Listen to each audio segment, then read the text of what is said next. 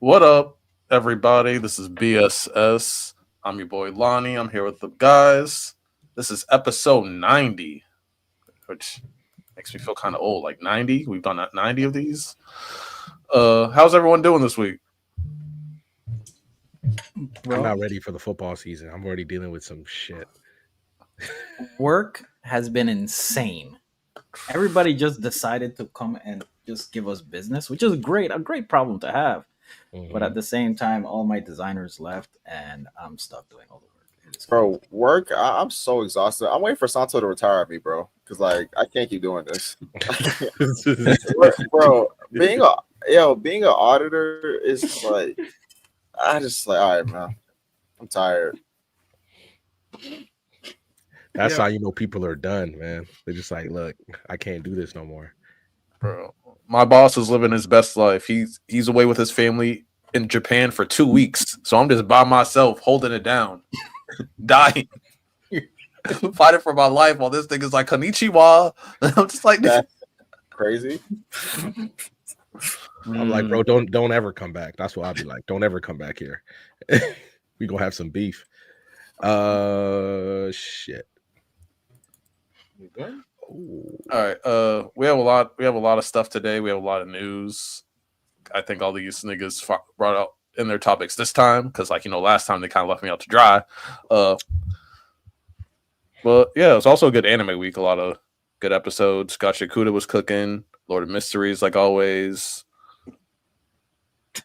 I saw that, Miles. Also, to be here. I didn't do nothing, bro. You crazy?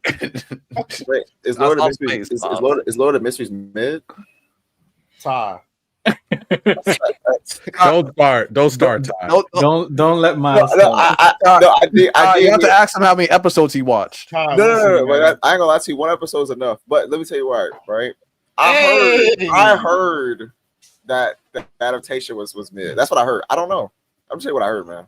So what the fans are saying, Ty, the Glazers, they're saying it's real good. What I gathered is that what I gathered from the first episode is that this webtoon thinks it's or whatever this is. It's a donghua, I think. It's way smarter than it thinks it is. It's pumping out all of this information. It's trying to seem mad smart. You know what I'm saying? There's just information overload to make you feel like you dumb when really this shit is not that smart and this shit is not that lit. It looked great though. It looked really good. The animation is beautiful, but it shit is just boring. It's like I'm literally reading an encyclopedia when I'm watching an episode. Like what niggas complain about Hunter x Hunter is literally Lord of Mysteries. Oh my gosh! You see, you As, don't like as any of a neutral party, I will say, because I don't like it as much as Lonnie. I don't dislike it as much as Miles. that shit. I enjoyed it, but I do think one of my biggest issues is like, why do I care about the protagonist in the first two episodes? I was just about to ask you, do you like any of the characters? That's what that gets you the stories, the characters. Some characters are cool, but I just have no reason to care about the protagonist yet. So I'm like kind of just seeing where everything kind of goes. I'm like, I'm along for the ride for the most part. But like it didn't hook me to the point where I have to watch it every single week. I'll say So that. it's like no like what's up, Trent? So it's like no, you're not like emotionally resonating with the characters yet. No. Oh yeah. Can we have a pull up? He had an activated. As always, welcome to pull up. Now, Ty, I will, as I'm objective. I will be fair.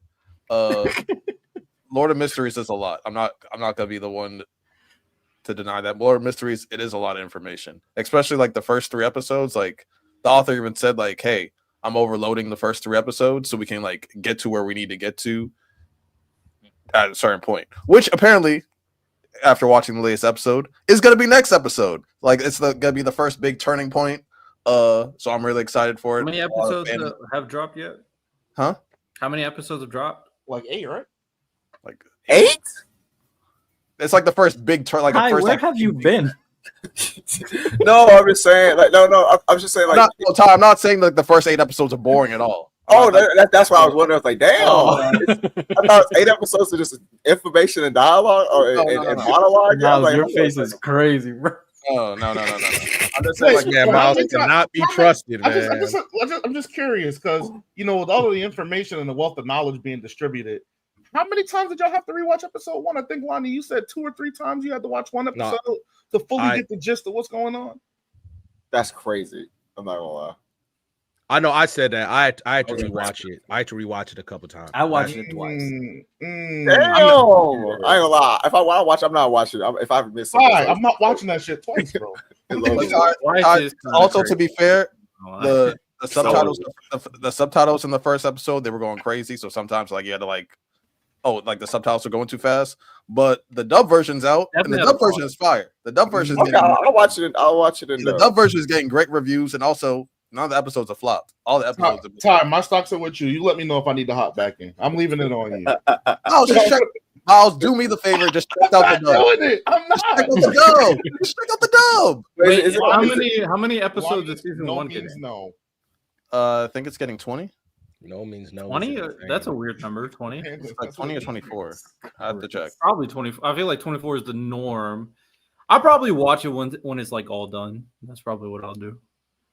Yeah, no, but it is a lot, and I don't recommend it to casuals. If you don't got big brain, then please don't watch it. That sounds like a shade. Damn, that sounds like some shade. Listen, if I'm stupid, man, because I don't want to rewatch one episode. No, that's not what I'm saying. But I'm saying if you're saying if your brain level is like Demon Slayer solo leveling, what sounds like more shade. Wait, hold on. It sounds like you're saying if you are a simpleton who can't understand 2 + 2, if you like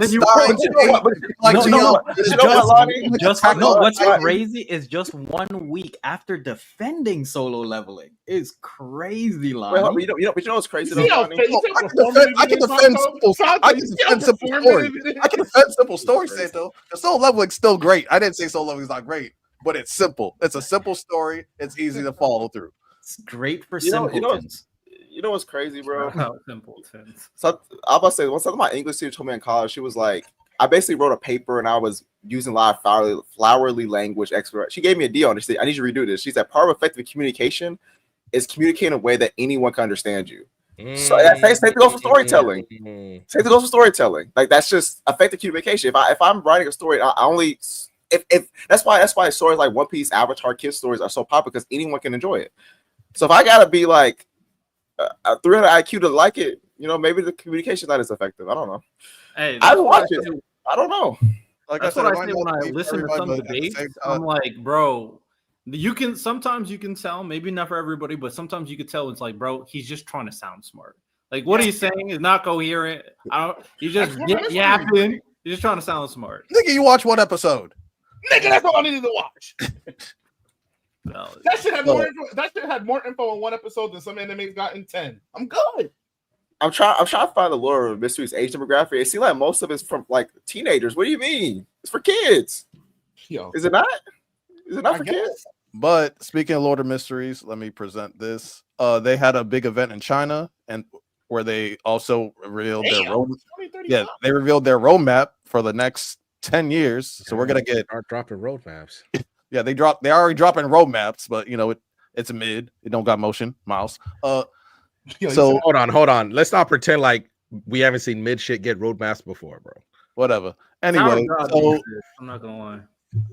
Anyway, so it's scheduled for 6 seasons and 3 projects, including a final movie. We're basically getting something every year, if not every other year. And yeah, they also said that they're increasing season 2's episode count from 20 to 30. And they also said that season 2's already almost done, and that the animation quality won't dip at all. If anything, it's going to improve. So I respect it. They got a roadmap. I respect it. And it's fully funded, by the way. $1 trillion company.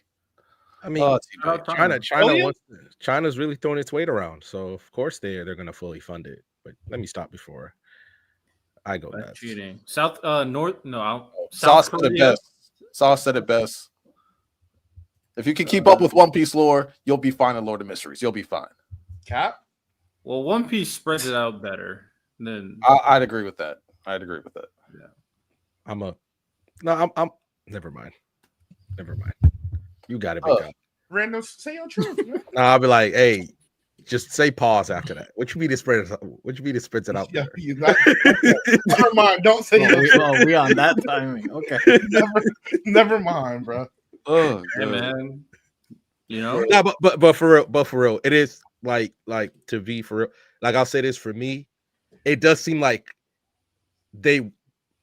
I'm not gonna say it's like trying to weed people out, but it's like this is a lot. No, to This be is a fair, lot, especially for it's a somebody lot. who literally has no idea what's going on. This is a lot to throw at somebody. When before that, because I was before Lonnie said anything, like most of us, I knew nothing about the property. And then we see the thing, we see the trailer. Lonnie's like, this is one of the greatest things out, and you go in there, and it's like you're just getting bombarded with lore. And I'm like, y'all gotta give me a second. You gotta understand, most people watching this anime are new. I think they should take care of the newer of the casual or the newer viewer more than the vets. That's a really good point. They definitely biggest needed knock on it is the amount of lore that it has. And to kind of help Miles's point, they added a bunch of mini episodes and little homework lesson videos and stuff like that explains lore, characters, abilities, and stuff like that. They added a whole bunch of little specials and minis on Crunchyroll. So if you do get confused, you can always check those out, and they are a fun watch. I personally hate that shit. I do not want to do homework when I'm watching an anime. That's just me. That's fair. And that's fair. And I can't like knock you for that. But it is there. And if it's something, if you do like something with a lot of lore and stuff like that, then this is literally for you. So fair enough. Like, it's not for everybody, but it is great. Well, either way. Sauce says that they're fire. All right, but any other thing before we get into some of the news? Well, I wanted to talk about this since we got off Trent's show. I sent him the link, by the way, so when he's done, he's going to be able to pull up. But Donnie said this thing that I wholeheartedly agree with in terms of just kind of talking about players, so to speak. He said he values peak more than longevity when it comes to athletes. Now, obviously, there's certain exceptions. LeBron has magnificent peak and has longevity. By the way, that PC conversation when they try to say Nikola Jokic has a better peak than LeBron James was insane. And I'm like, and I'm a Nikola Jokic glazer, and I'm like, that's insane. It really is. But how do you guys feel about that? Now, Riddell will probably say at some point, longevity is important. Longevity can get you in the Hall of Fame when you don't have maybe the accolades that you need to be a Hall of Famer, especially in football. For case in point, Frank Gore. I think Frank Gore is going to make the Hall of Fame eventually. He has the longevity to really push his case up.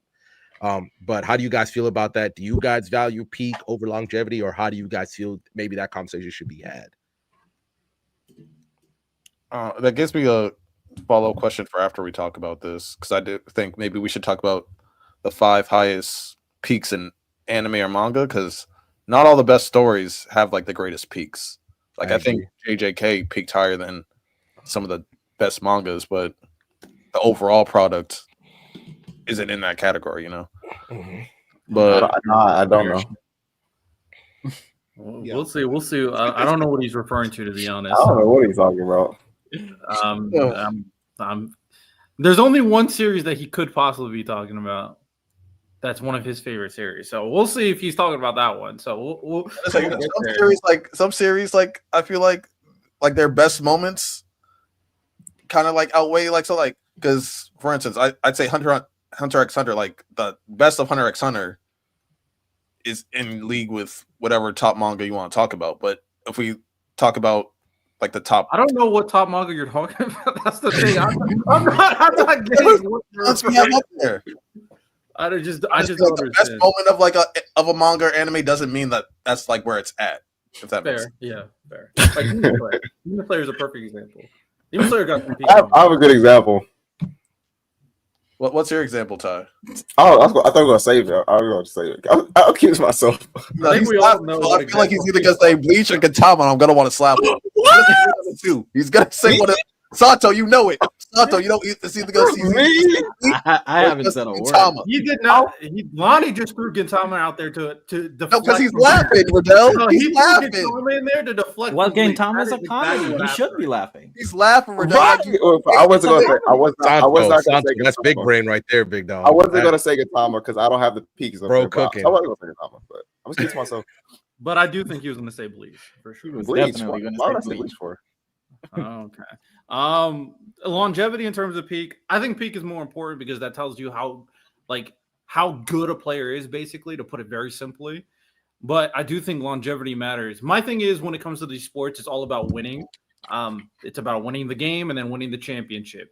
The best version of yourself, can that player win a championship or do as much as possible to win X, Y, and Z? But longevity should also factor into it because you're still playing the game. And if you can play at a high level for a very long time, or if you could play at a good level for a very long time, especially when we know there's so much turnover in sports in general, and even with the bad organizations in particular, there should be a lot of credit given to a player who is able to sustain good play in so many bad situations. That's why I brought up the example of like Mike Evans, for example, or no, better yet, Andre Johnson or DeAndre Hopkins. They had bad players, bad quarterbacks, bad coaching situations for so long, but they were still able to sustain their level of play.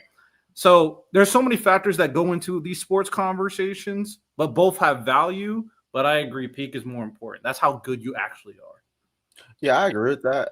But I also think that with longevity, just the same way that Random said longevity gets people into the Hall of Fame, I think the lack of it also can keep some people out for a certain period of time or forever.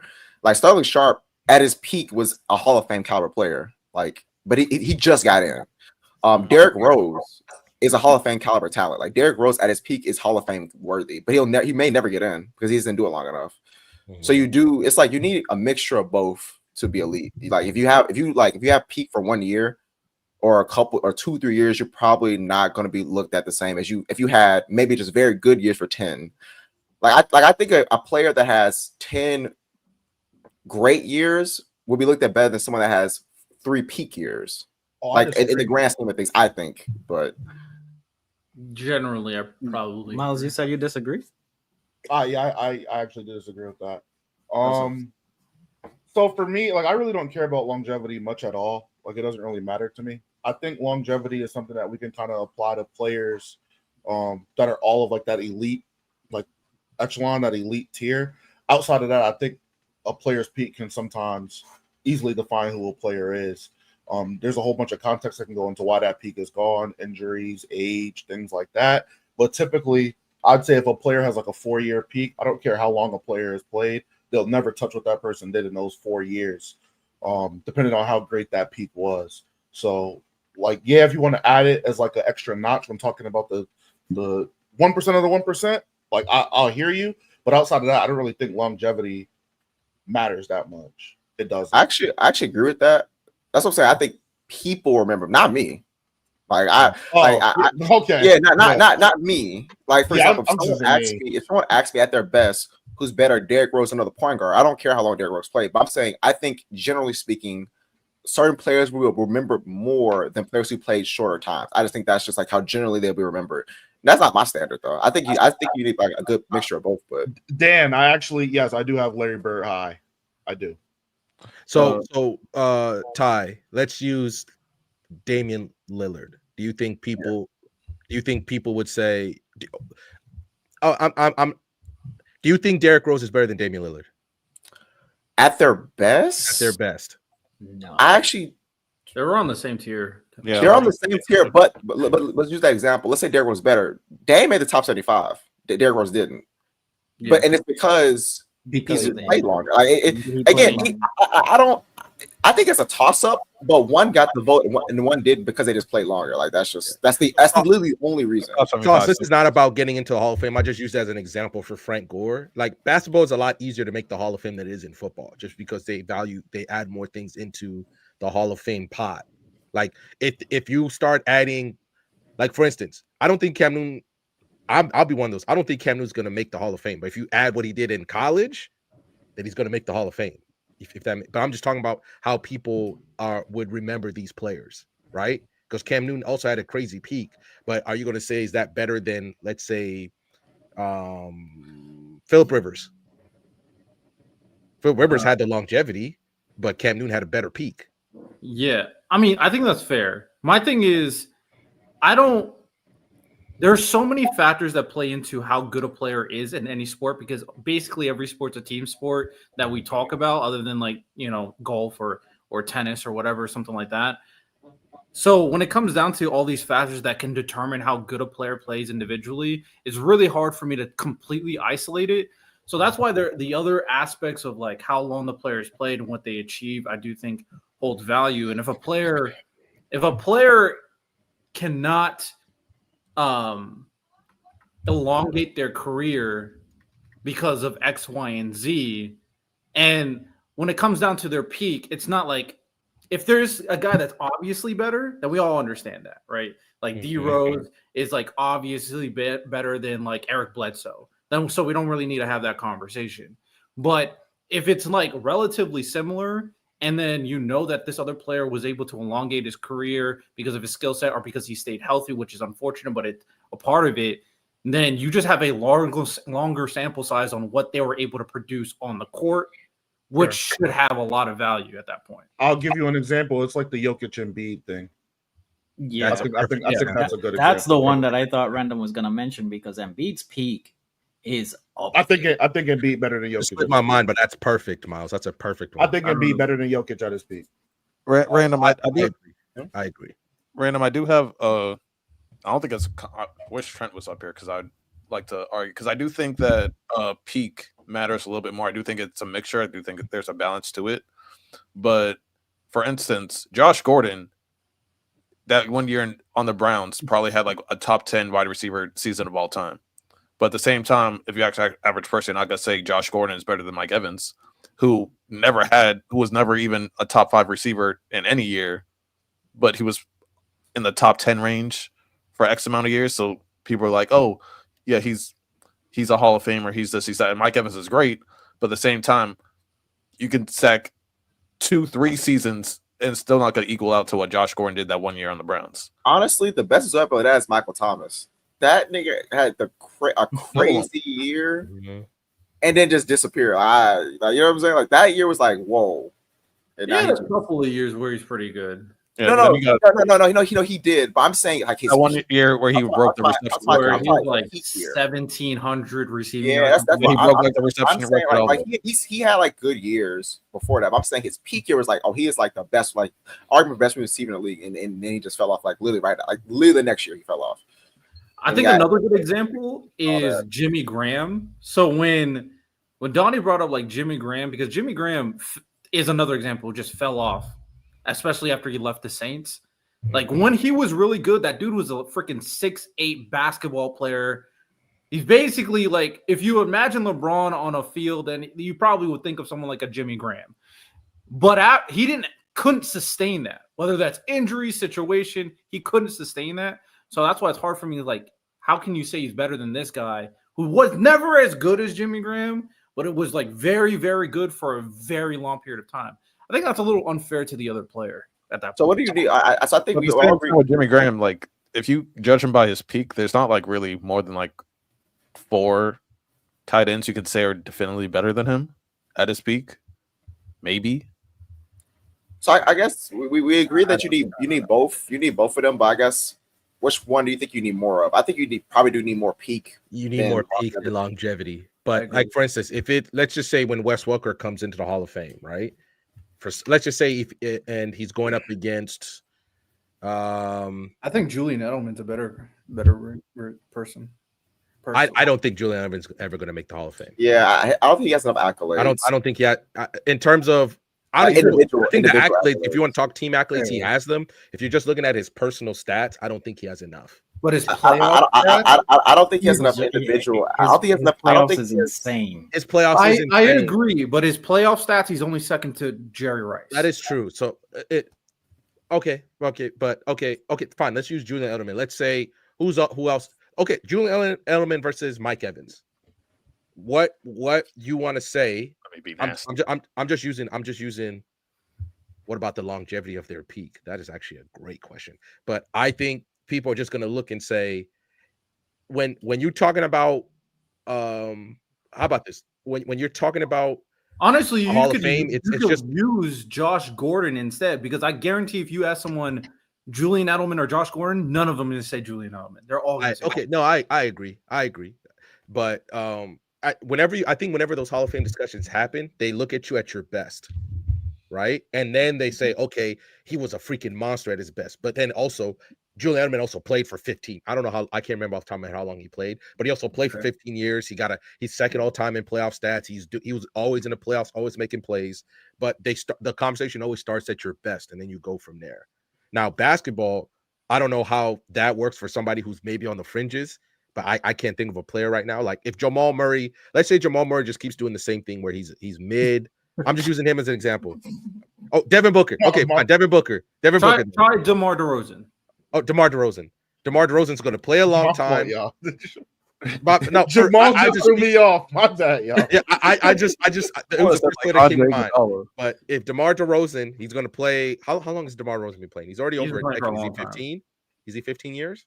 Is he close to 15? Something like that. Something like that. So okay, let's say he plays 17 years, and then I can't think of another.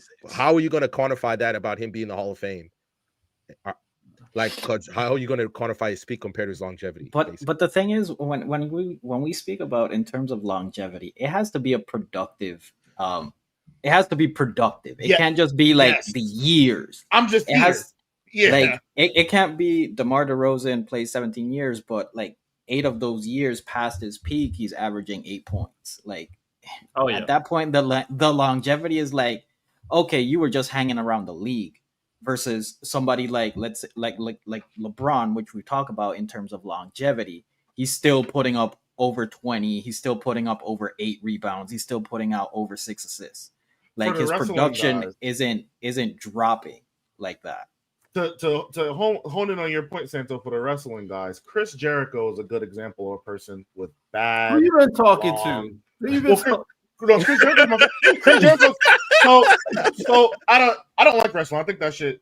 You're not fellow wrestling, but Chris Jericho is actually the only wrestler like I actually have knowledge of, and I like. That's not bad. That's not a bad guy to know. Yeah, it was a unique name. I just didn't expect it. Okay. Yeah, he's my favorite wrestler. But so yeah, what he's doing right now, that longevity, it's bad. It hurts your Riddell, who the fuck you been talking to, Miles?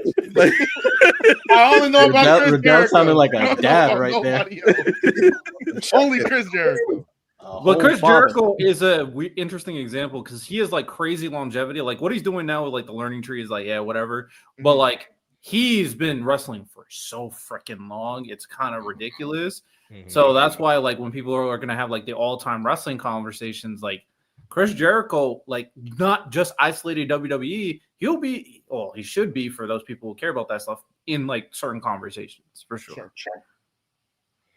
Yeah. All right. Well, I think that's always been an interesting conversation to have and kind of seeing where everybody's at. Now, I wonder what the ultimate test of that will be. Will it be, like you said, a Julian Edelman or somebody like that? Because I just wholeheartedly believe, despite the fact that he has those playoff stats, I think people are just going to see his resume and say he doesn't belong in the Hall of Fame, especially with how hard it is for receivers to make the Hall. Because there are better receivers than him who are still waiting. I think I know what it is. I think I know what it will be. I think it will be the debate between Lamar Jackson and Drew Brees. I think Lamar Jackson, I don't see him having a long career personally because of how he plays. And obviously his peak is, especially in the regular season, is insane. You compare that to Drew Brees and people who love traits like Lamar Jackson's speed, athleticism. If Lamar does not have a long career and like this year, next year, and then one more year is like who he is, I guarantee people are going to say he's better than Drew Brees. Like that's going to be the litmus test of like how much people value. Oh, bro, he get one chip. I'm spreading that propaganda immediately. What you mean? No, if he wins a chip, he's going to be. Let that boy get one chip. I'm putting him over a lot of. Hey, that's what I'm saying. That's what I'm saying. No. I'm saying. So I told him, let that boy get one chip. Oh, Drew. Oh, Sato, the Saints fan too. Yeah, he ain't liking this. Hey, listen.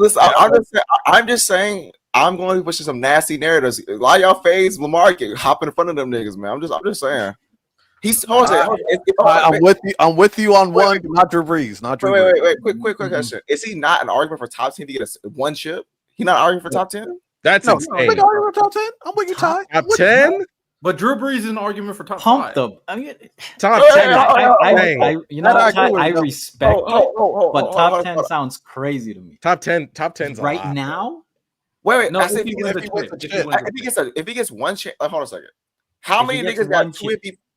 I said, how many people would have a Super Bowl MVP and 2 championships? How many people could y'all say in the top 10 that would have that? Peyton, Rodgers, Peyton, Brady.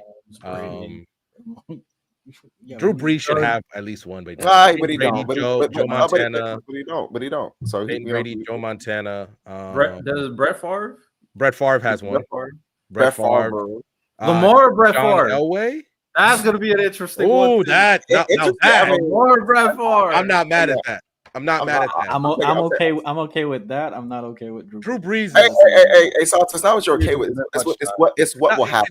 It's because the problem with that is Drew Brees is such a better passer, and he's also done things that no other guy has done throwing the football. That's a tough argument to hold more than any other QB in NFL history. Facts. Our defense was so trash. Sounds like a him problem. She should have been to the Super Bowl at least 2 more times. Hey man, Odell snuck that in there. Niggas just what did he say? Did he try to spread some Eli Manning propaganda? If you didn't hear it, No, I didn't I'm talk not about it. snitching. Pass interference and Minnesota miracle, bro. The pass interference one is the one that is indisputable. They Like, sued the NFL. They're like, nigga, they just like I would have sued. I'm like, yo, what the hell is this, bro? listen, man. All I'm saying is, I can't wait for Lamar to get that chip so I can be nasty. It won't be nasty actually. A 2-time MVP with a championship, that's not nasty. He got to find a way to beat Argue he Josh should have 3 and times. Mahomes in the playoffs. I don't care. I don't care. Well, I don't care if it goes through Mahomes. It could go through. I don't give. I don't give them who he beat. If I'll give one that of who the he 3 quarterbacks in the AFC goes through Mahomes to win a Super Bowl, you have no idea how high that chip will be counted. I completely agree. I'm just telling you, I don't give a damn. I don't care how we get that chip. Drew. Hey, Sato, come for you. No, that matters. That matters. Definitely. I Matters. mean, if you go through nothing versus you go through Burrow, Allen, and Mahomes. Tom Brady was doing that in the AFC for years. What do you mean? Whoa. Wait, hello? No. Hold up now. Hold on. No, listen. Here's what I got you, Ty. Almost never in the early days. Ty. I agree with you. Early, I'm not gonna let But this. he I'm has not gonna let Let me address Rada first.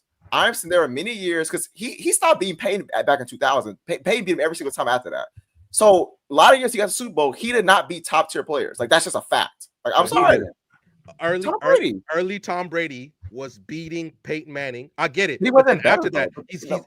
But That's that. Ben Roethlisberger never beat Tom Brady in the playoffs. He was going through him. Now, the one that you got me is 2017 when he was him, Case Keenum, Nick Foles, and Blake Bortles. I cannot defend that.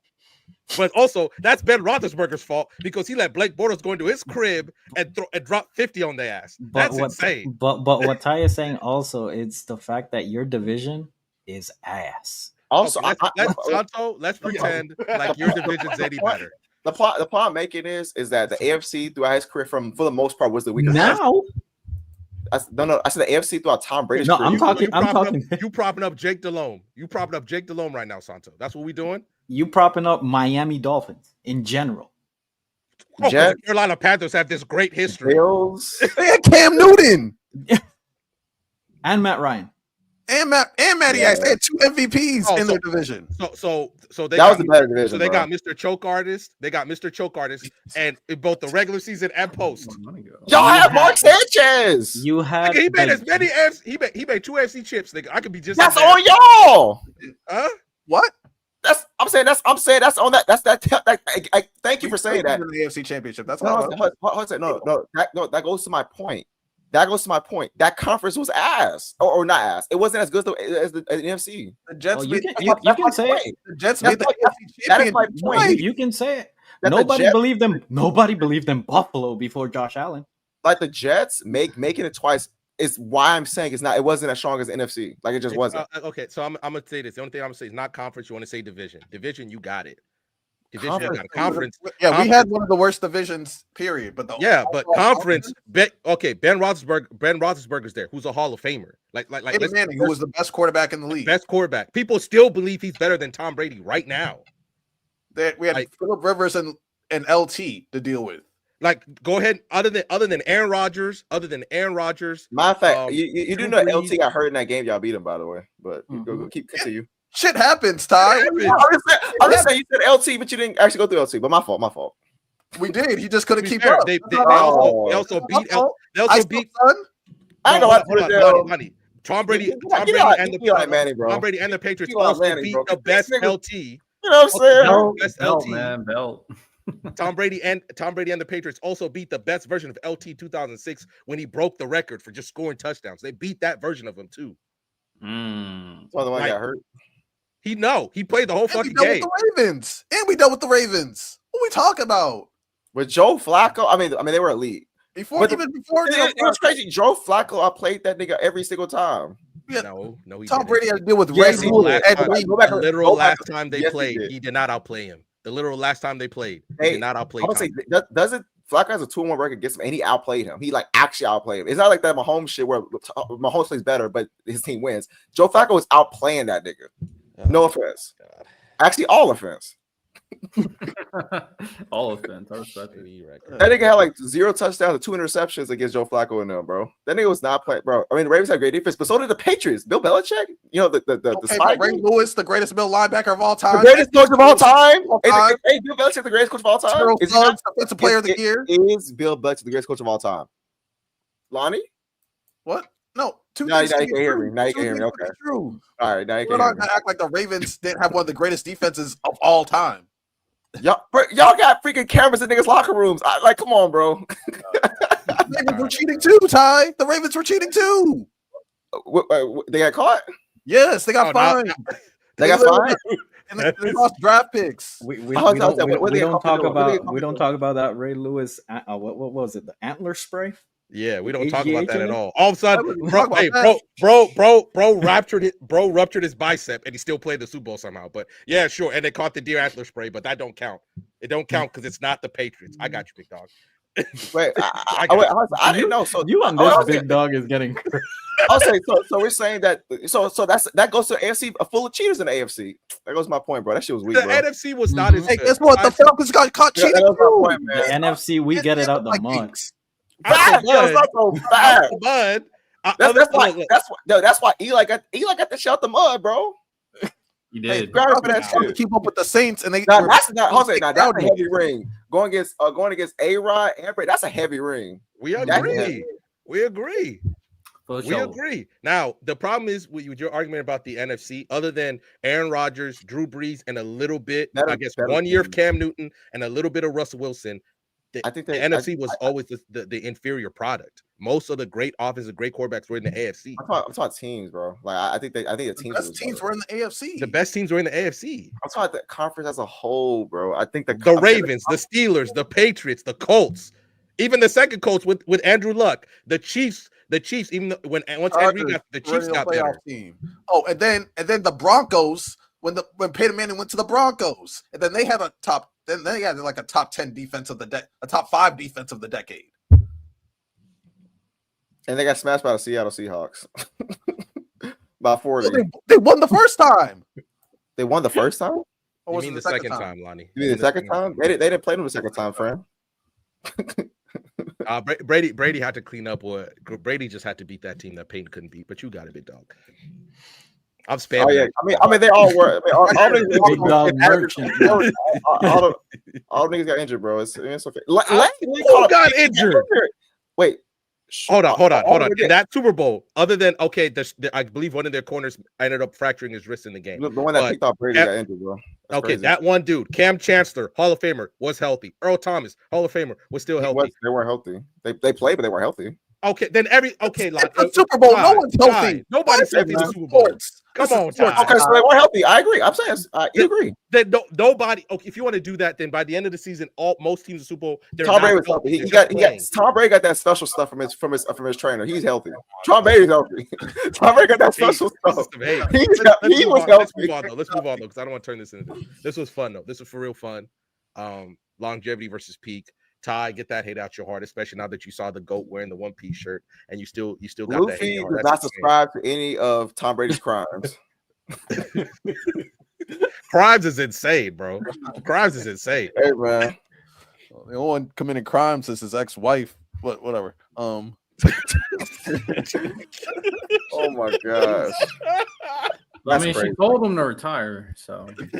So she cheated. This is that you retire or I cheat. Hey man, that's actually insane. Retire or I cheat. Ty, me and you can agree on that. That's insane what she was moving. Retire or cheat.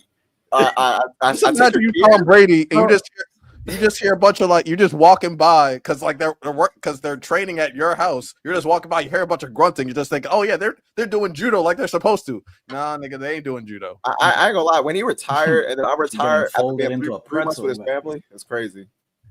Look, man, family life ain't for everybody. Let's keep it a stack. But yeah, that's it for me, Lonnie. Okay, let's get into the news.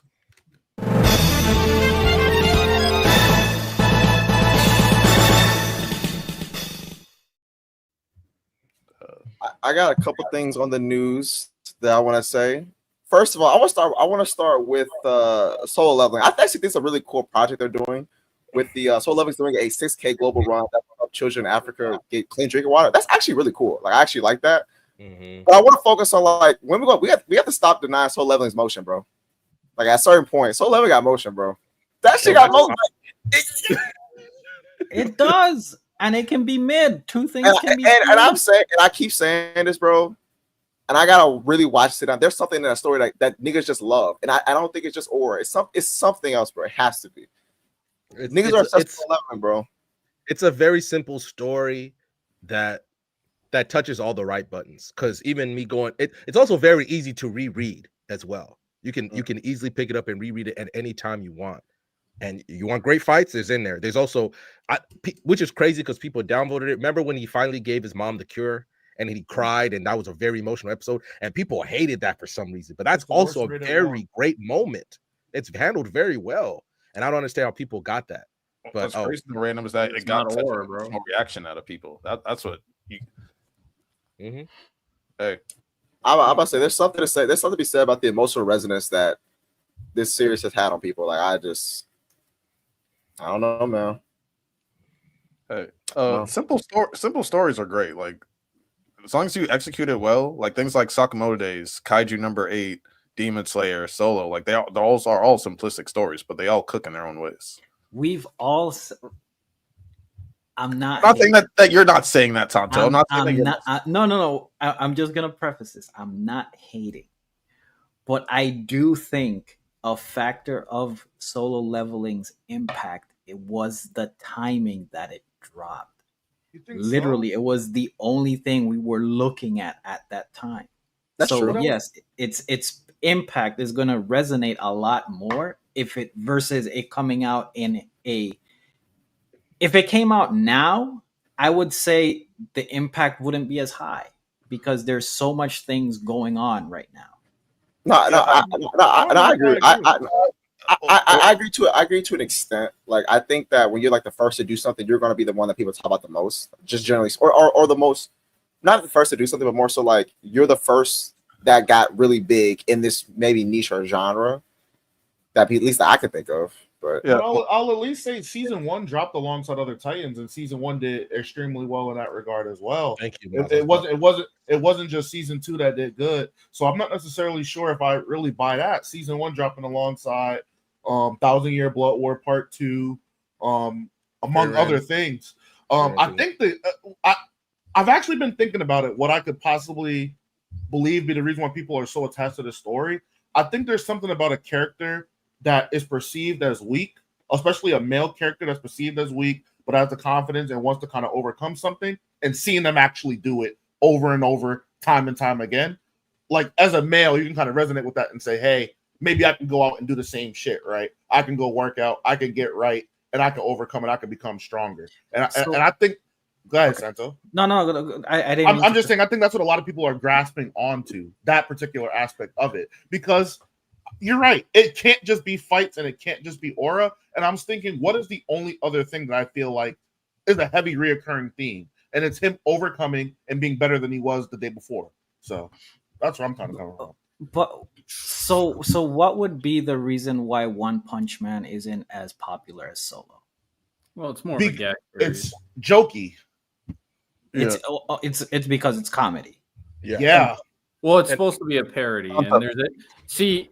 I agree with Miles, and I mean, I think it's as simple as like they have a parasocial relationship with Sun Jinwoo because they can't see themselves into him, but they want to be him.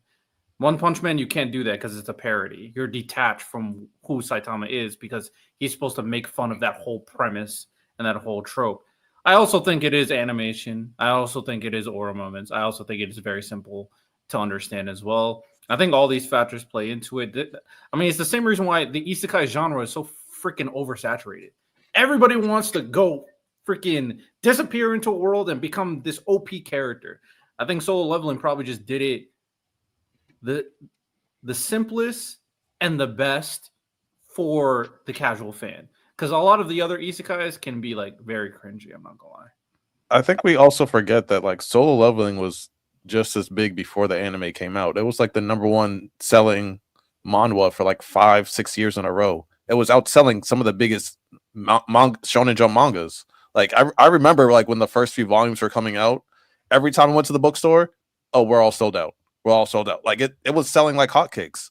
So like it also had like that hype behind it where a lot of people didn't know what it was talked about. It was like supposed to be the first big manhwa that everyone's really excited for. And then first season was a hit, and it came. I feel like the second season did give it that extra pop because it was like right place, right time for the second season. But the first season did great. Before that, it was selling better than most shonen, and I think it was top 5 that year, like the last 2 years in terms of overall sales. So I don't know exactly what it. I think Miles kind of hit on the head. It's like you get to like a Deku, like a Asta, like you see like that weak person become super OP, and like you would follow that journey. And I think the fact that like you focus so much on that journey and like you kind of like, yeah, they messed up. I wouldn't say mess up. Yeah, they didn't focus on the other characters like that, but like you're just focusing on this one guy's journey. And I don't know, it works. Like, and to be fair, the sequel kind of buffs some of the knocks out. Like it adds a lot more lore. It dives into a lot more different characters. So he like recognized like, hey, I didn't do enough to my other characters.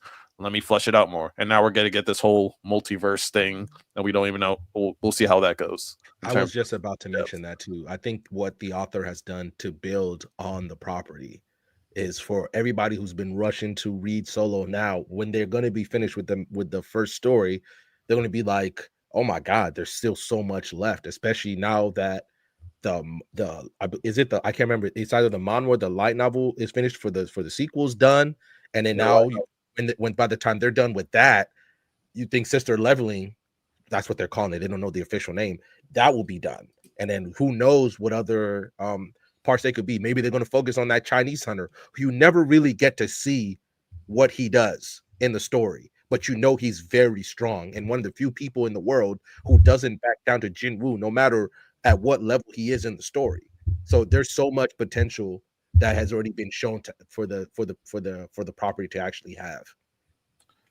And I do think it is very, very smart of them to go through the casual audience attention things, like because what's popping right now, the whole multiverse thing with Marvel, and so they're just copying like the generic trends, and it's working. So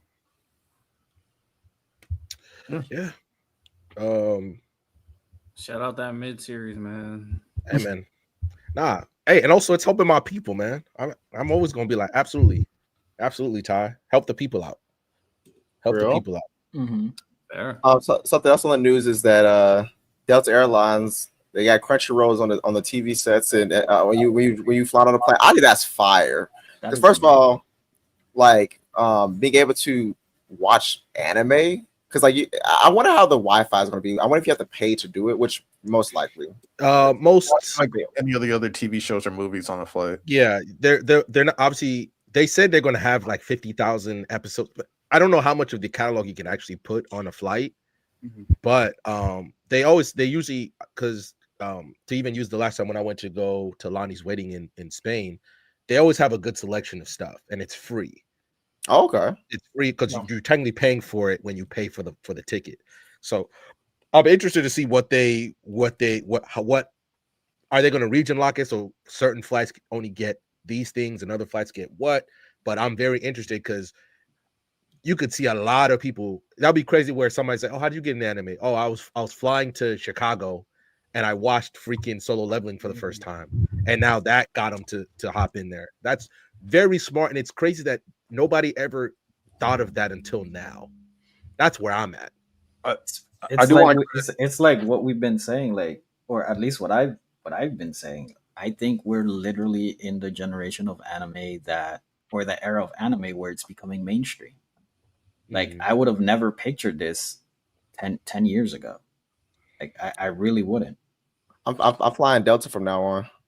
Yeah, but I think they said 50,000 episodes and films, 25,000 hours of content. And to Santo's earlier point with Netflix, how Netflix took anime to a new level. I think the IMAX CEO just said like a few days ago how globally anime is making a big impact to their sales. It's like around 30 to 40% of their sales are from anime content. Right now in South Korea, they have we finally have another decent live action apparently because they dropped the Omniscient Reader's Viewpoint live action, and it's #1 in their box office right now for like the last 2-3 weeks.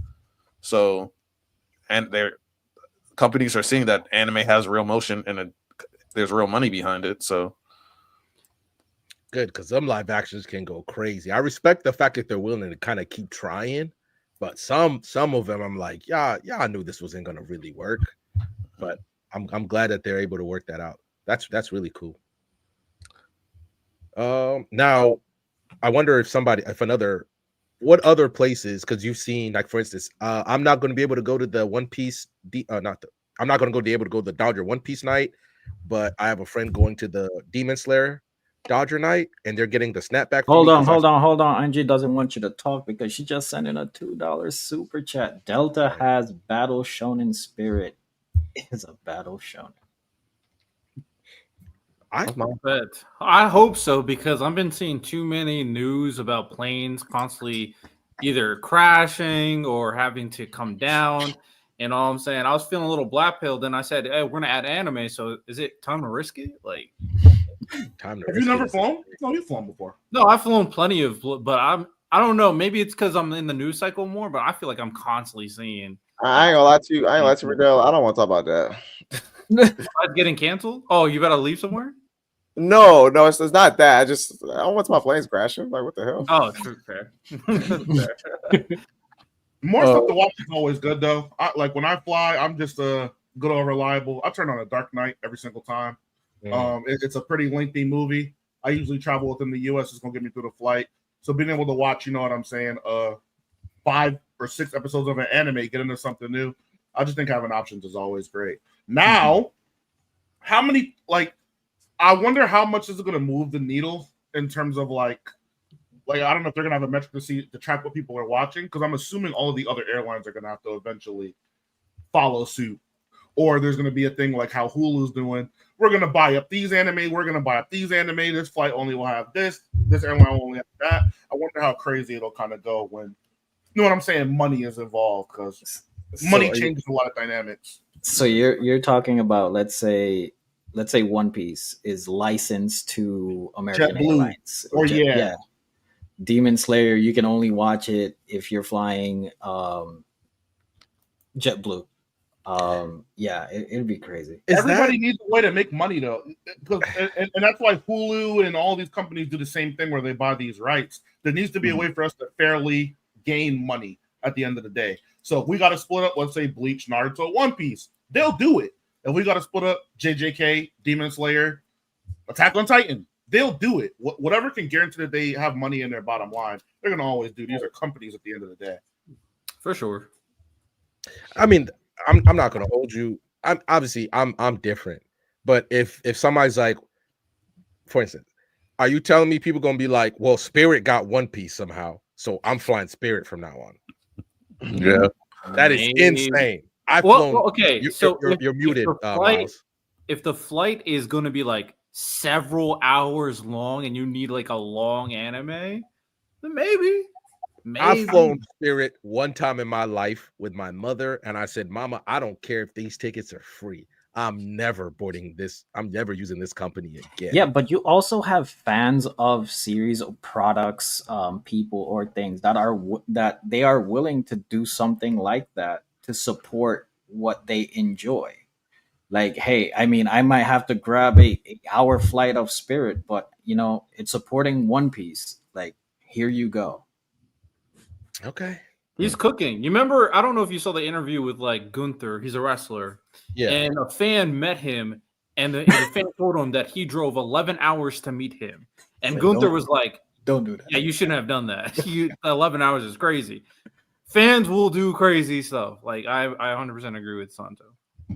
Well, I'm assuming that it's just going to be based off of whatever streaming service. Like if they have a Crunchyroll's a deal with Delta, then whatever Crunchyroll's catalog is, that's what. Like if Netflix has a deal with American Airlines, then whatever anime they have, that's what the deal is going to be and stuff like that. But So you're saying Spirit Airlines about to get high dive? Yeah. hey, respect High Dive. I was watching it yesterday. I was on. I love The Eminence in Shadow. I ain't risking my life on Spirit Airlines to watch Eminence in Shadow. Hey, it's on Hulu now, random. High Dive just lost the customer. You keep mentioning Hulu like Hulu not about to go, Disney not about to take Hulu out and shoot it like Old Yellow. That's what's going to happen to Hulu. It's called Absorb, not Kill. It's called Absorb. They're integrating. Integrating. I don't know why y'all keep adding shit to it. Hulu about to die. Hulu about to die. That's what's about to happen. Whatever. It's just gonna. Hey, Disney's trying to make moves and compete. So we'll see. Side note, I just thought it was funny because I remember months ago when we were arguing with King Lion about anime and Hollywood. You always bring this back. He is never gonna let that down. Never gonna let it go. Never gonna let it go. But a big thing. But during the little presentation that we showed, we showed Channing Tatum and his daughter at the Mugen Train premiere, and it turns out that he got hired to voice act as Akaza's trainer in the new Demon Slayer movie. So I thought that was just a fun little thing.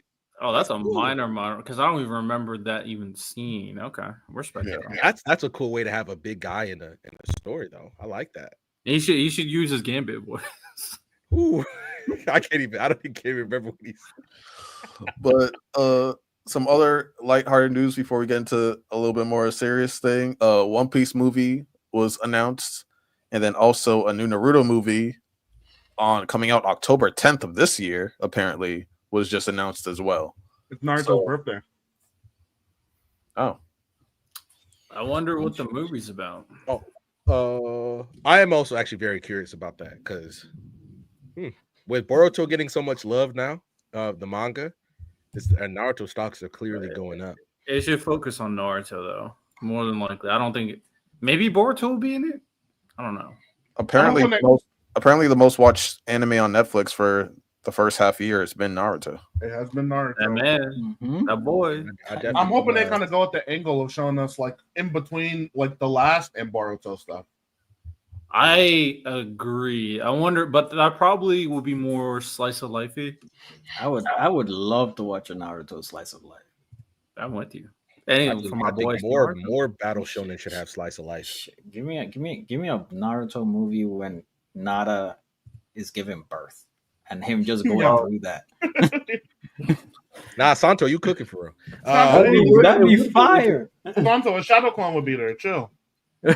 I ain't gonna lie to you, Santo. That was such a dad thing to say. You're so real for that. Hey, I'm saying. Okay, hold on real quick. I want to add this. The Demon Slayer movie in 25 days and now 6th all time in Japanese movie sales in 25 days. That shit must be amazing. Hold on. $2 super chat from Angie. If Spirit, Southwest, and Delta anime, what would they be? Spirit would be the villain that gets killed off first to kind of help us. That first dude that dies in Naruto? That's who Spirit would be. Like, get this villain out the way. He's the first villain to kind of show you that shit is crazy in this world. Then he gets killed. Spirit is the farmer with a gun from DBZ. Don't even give him that. That dude got aura because of Ebridge. Don't even give him that. He don't deserve that. Southwest would be the good guy that turns bad. People, the community, at least from the people I've talked to, the community has really soured on Southwest since they started charging for bags. Oh yeah, they did do that. The community's like, nah, we done with y'all now. Yeah. Wait, is Miles not here? I am here. Oh, I'm here the whole time. What? I didn't know, nigga. Well, before I talk about the One Piece thing, real quick, apparently a lot of Naruto fans are pissed off at Kishimoto. It was Black Clover's 10-year anniversary, so like more than a dozen, I want to say like 20 big mangakas, they all drew a Black Clover like thank you or nod or whatever, and Kishimoto made this with 4 Naruto clones not struggling to lift Asta's sword, and the crazy power scalers and all that are pissed. I'm pretty sure you ruined their year, and it was supposed to be in light fun, but apparently it's getting negative feedback on the internet. But there's this thing called grass. It's green. This is go touch it. This is arguing about something dumb. I'm a mangaka. I'm trolling the fuck out of the fans all the time. I'm just doing it all the time. Cool. Like, this to me is cool. This is cute and fun. Yeah. And I would definitely suggest checking out the other ones, because like Gege did one. Like basically every mangaka that you could think of did one. Like even iShield 21's author, like even people I didn't even I forgot existed. They all like made little. Also, this version of Naruto is younger than Asta. Asta's strong as fuck physically. Like, what the fuck? Oh, no, this isn't really that big of a deal. Well, actually, episode 56 when he suck my dick, nigga. Go touch some grass. How about that, my nigga? Like, nobody cares. Nobody cares. Or the attack of when Naruto rotated his Rasengan created a gravitational. You know what I'm saying? I'm like, you see that? You hear that? You hear that right now?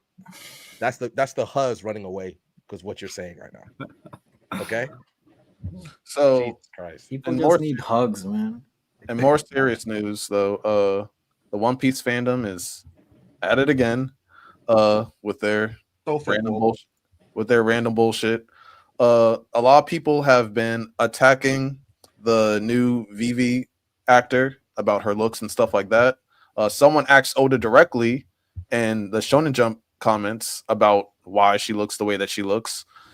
He responded basically, how I did model Alsa after ancient Egypt, and I flipped through a book on Egypt and picked words that sounded interesting.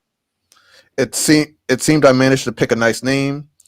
Talk to myself, acknowledge it. Your rival know it all, and then also the actress that plays Nami. She wrote like a long ass essay. I'm not going to read all of it, but a small section of it is: perceived canon does not excuse blatant racism or hate of any kind. I am beyond proud of our show, our cast, and the opportunity we have to bring to life a story centered around a diverse found family by an equally diverse found family.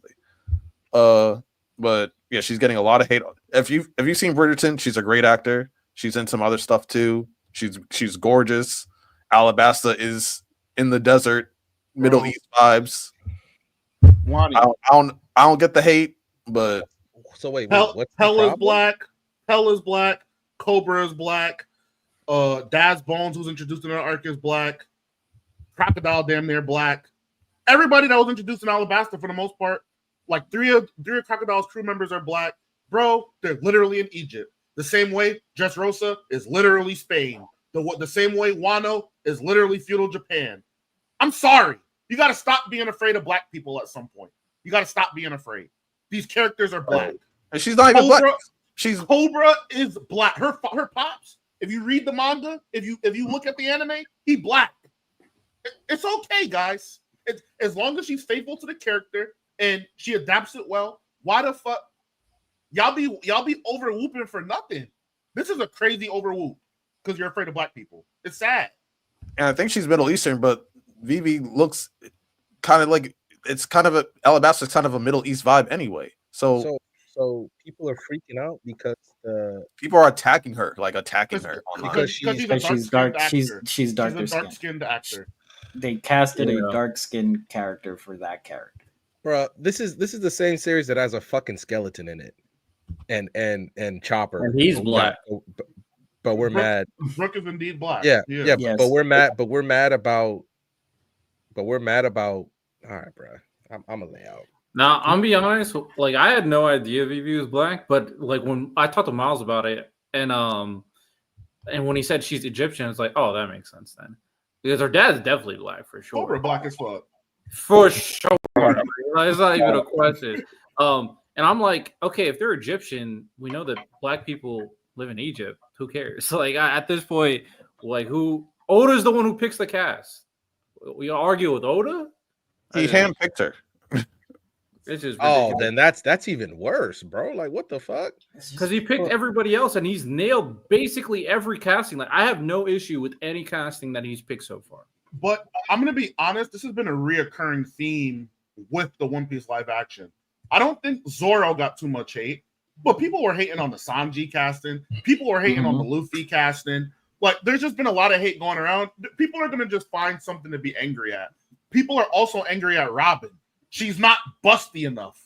I'm like, y'all niggas need to get laid. Like, what are we talking about? I have to call out. I have to call out our fellow captain. Lonnie about to gut this smoke. Lonnie, and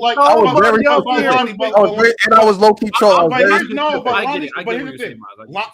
Lonnie actually is trolling. That's the thing. I'm talking about the people who are actually angry. Yo, her titties are not big enough. Nigga, what the fuck? What the fuck are you talking about? Trent walked in at the perfect time. All I said about Robin. No, I say, what's good, Trent? What up? What did I just fucking? Yo, what's good, Trent? Hold on 1 second. Hold on one to defend myself. All I said about the Robin actress, I said, hey, it's giving more college co-head. I need more of a Stacy's mom's got it going on type of chick. That's all I said. That's all I said. No gorgeous, no complaints. She's cooking, all that. Well, I just said, hey, I just need more mommy vibes. She's not giving mommy vibes. She's giving college. She's giving like sorority chick vibes. That's all I was saying. A lot of you not beat the allegations, my boy. Wait, how old is she at that point? Is she like what? Robin? Yeah, she's 30s, 20s.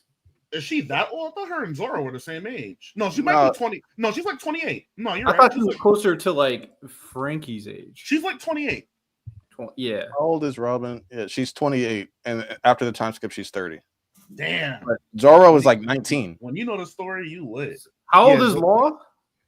It's about the same age. Law's like 26. Okay, we locked. Wait, I think I'm lying. Law might be like 24. That's close enough. We locked. Like, we still locked. We still good. We still good. Yo, I'm literally God. I just know that. Yo, I gotta stick to my first guess. Double you self-glaze. Double you. I got both straight Kanye right there. I got both the bitches right. All right, but what up, Trent? Now what up? Yo, that your episode was incredible. Now I gotta check it out. Early was getting fried, bro. It's funny, and it's funny we had that because me and Miles was just having a conversation in our Discord, in my Discord, about like people getting glazed, like who get the most glazed and who having millions and shit. It's like I get it, but I don't at the same time. But Miles think what Early was saying, he was half right. I think it's true. I don't think it's OD though. Like, I don't want to go crazy into detail, but I think the context that he was bringing it up in was obviously in like a bad faith type of context. Mm-hmm. But Trent, having emotion and having people follow you and believe in what you say and change their opinion, it's not a bad thing. It's true. Very true. It's not a bad thing. Like, it is what it is. Now, I think Early wasn't his feelings because he was getting stir-fried, and then, he was getting antagonized by, us heckling in the comments as well. But, you know what I'm saying? It is what it is, Trent. You got emotion. You're doing your thing. It is what it is. I mean, yeah, I just think that, I don't know, bro. I'm getting the following. People agree with what I'm saying, but like, I have like thousands of clips of just screaming at the top of my lungs with the same people I'm getting called as my minions, bro. That's why I was like, yeah, but like, you represent the like young generation when it comes to this new young, and it's kind of the leader of the YNs. Let's go, Trent. I mean, I understand. You can say, oh, I'm not checking. I mean, they a lot of them kind of similar, very big traits guys. Maybe because me personally, I'm trying to get away from the Like people could say like a lot of different clips, like people like do I have people that be wild and saying people be saying like he's raised like that? Yeah. But me personally, I'm dead ass trying to get away from like the narrative ball talk shit. I'm trying to get away from that shit because I think that shit is bad. It's bad for the context. It's bad for the conversation because it's annoying. Like when Early, for example, brought up when Joe Montana retired, he was the GOAT. Bro, we're in 2025. We're not in 2005 anymore. There's people who came along and who surpassed him. But like I just hate narrative talking. That's what I'm trying to get. Talking to old heads. What do you expect? Wait, Early's not that old though. No, Early's not that old. Early's my brother age. He's like a year older than Trey. Okay, but they still have people with old head mentalities that think like, all the old heads are right. I'm trying to even the old people. I'm trying to get them away from that thinking space because it's bad. It is bad. It's bad. It's bad for just conversations in general, like in whatever. Like it's bad. Like for like in a music standpoint. Yeah, in 2005, somebody would say Tupac the GOAT. Okay, well, I guess. But we in 2025. He not the GOAT. Who is? Kanye. Type shit. Beep boop. Or Jay-Z. Thank you. There you go. It's Kanye or Jay-Z. Talking about some people on that show GOAT. I didn't even say nothing. Nah. Yo, y'all gotta stop. Y'all gotta stop this. Yeah. Like, I'm not doing anything. Y'all gotta stop this. We heard that. Real quick, because we talked about it earlier. Well, we mainly talked about longevity versus peak, and we mentioned what we talked about. If you wanted, because we didn't really get a chance to talk about it there because Early started being early, and we focused on that. Can you kind of input your what you think about it? I think longevity matters, but I think at the end of the day, your prime and peak is the most important thing to value, mainly in sports. I think that's what people mainly go off of, unless somebody got some Tom Brady, Jerry Rice, LeBron James type of longevity. Like unless somebody got something like that, mainly I think people value your peak and prime. Yeah, Trent, I was telling them that I think that there is a balance. But I feel like the two opposite sides of that conversation would be like, to me, Mike Evans and like Josh Gordon. Like that one season with Josh Gordon on the Browns, you can argue it's like a top 10 wide receiver season of all time, but he's not going to make no Hall of Fame because of it. Mike Evans, to me, he never had like a top 5 wide receiver season, or you can never say he was a top 5 wide receiver in the league at a time, but you can argue, yeah, he's like in the 10 range or whatever for X amount of years. So I feel like the balance conversation. I feel like the conversation longevity gets weighed a little bit more, especially with the older people. But the peak does. I feel like the peak is like your best. Like what you do at your best should like represent who you are. But I don't know. People don't. I think it's like, bro. I think the peak, like even like football, basketball, even music. Like your prime is. I think it's majority of what people talk about, unless somebody has like insane longevity. So it's like. At the end of the day, especially in like in the football realm, like and in an all-time case, obviously Mike Evans would be better than Josh Gordon because if Josh Gordon didn't stay off the weed, he would probably be better. But he only had 1 year compared to Mike Evans being being good to great from 2014 to 2026. So it's like that's how I think you gotta value it. But I think another thing I think people do value when they value longevity, it's just they start stat watching, and I hate the stat watching. But stats do matter, but the stat watching, that should get bad. And then that's too. And I personally think like I have peak over longevity as well, but I do think that peak has to be, at least in terms of an athlete, has to be multiple years versus what you said about Josh Gordon. Josh Gordon had that 1 year that was great, but then the fall off came like extreme. Like in terms of music, like people for the longest time had Lauryn Hill as the best female rapper off of one album. Yeah. Like that was the majority consensus. Like people were saying that. Miles, you can't say you're not doing anything now. But people had that, and I've always had an issue with that because it's only been one album. Yeah. So I do think that even in the peak conversation, it needs to have multiple years, which kind of lends into longevity as well. Yeah. Which I because so that album had a top 10 peak. That album is so legendary. I'm not gonna lie. That shit is a 10 out of 10. But real quick, I don't know if you were able to talk about Shador. We could talk about that, but I want to maybe you because we don't talk to you a lot. What's your feeling on Solo Leveling? Because I just want to see something. This nigga don't watch anime. I watch anime. You don't watch at all?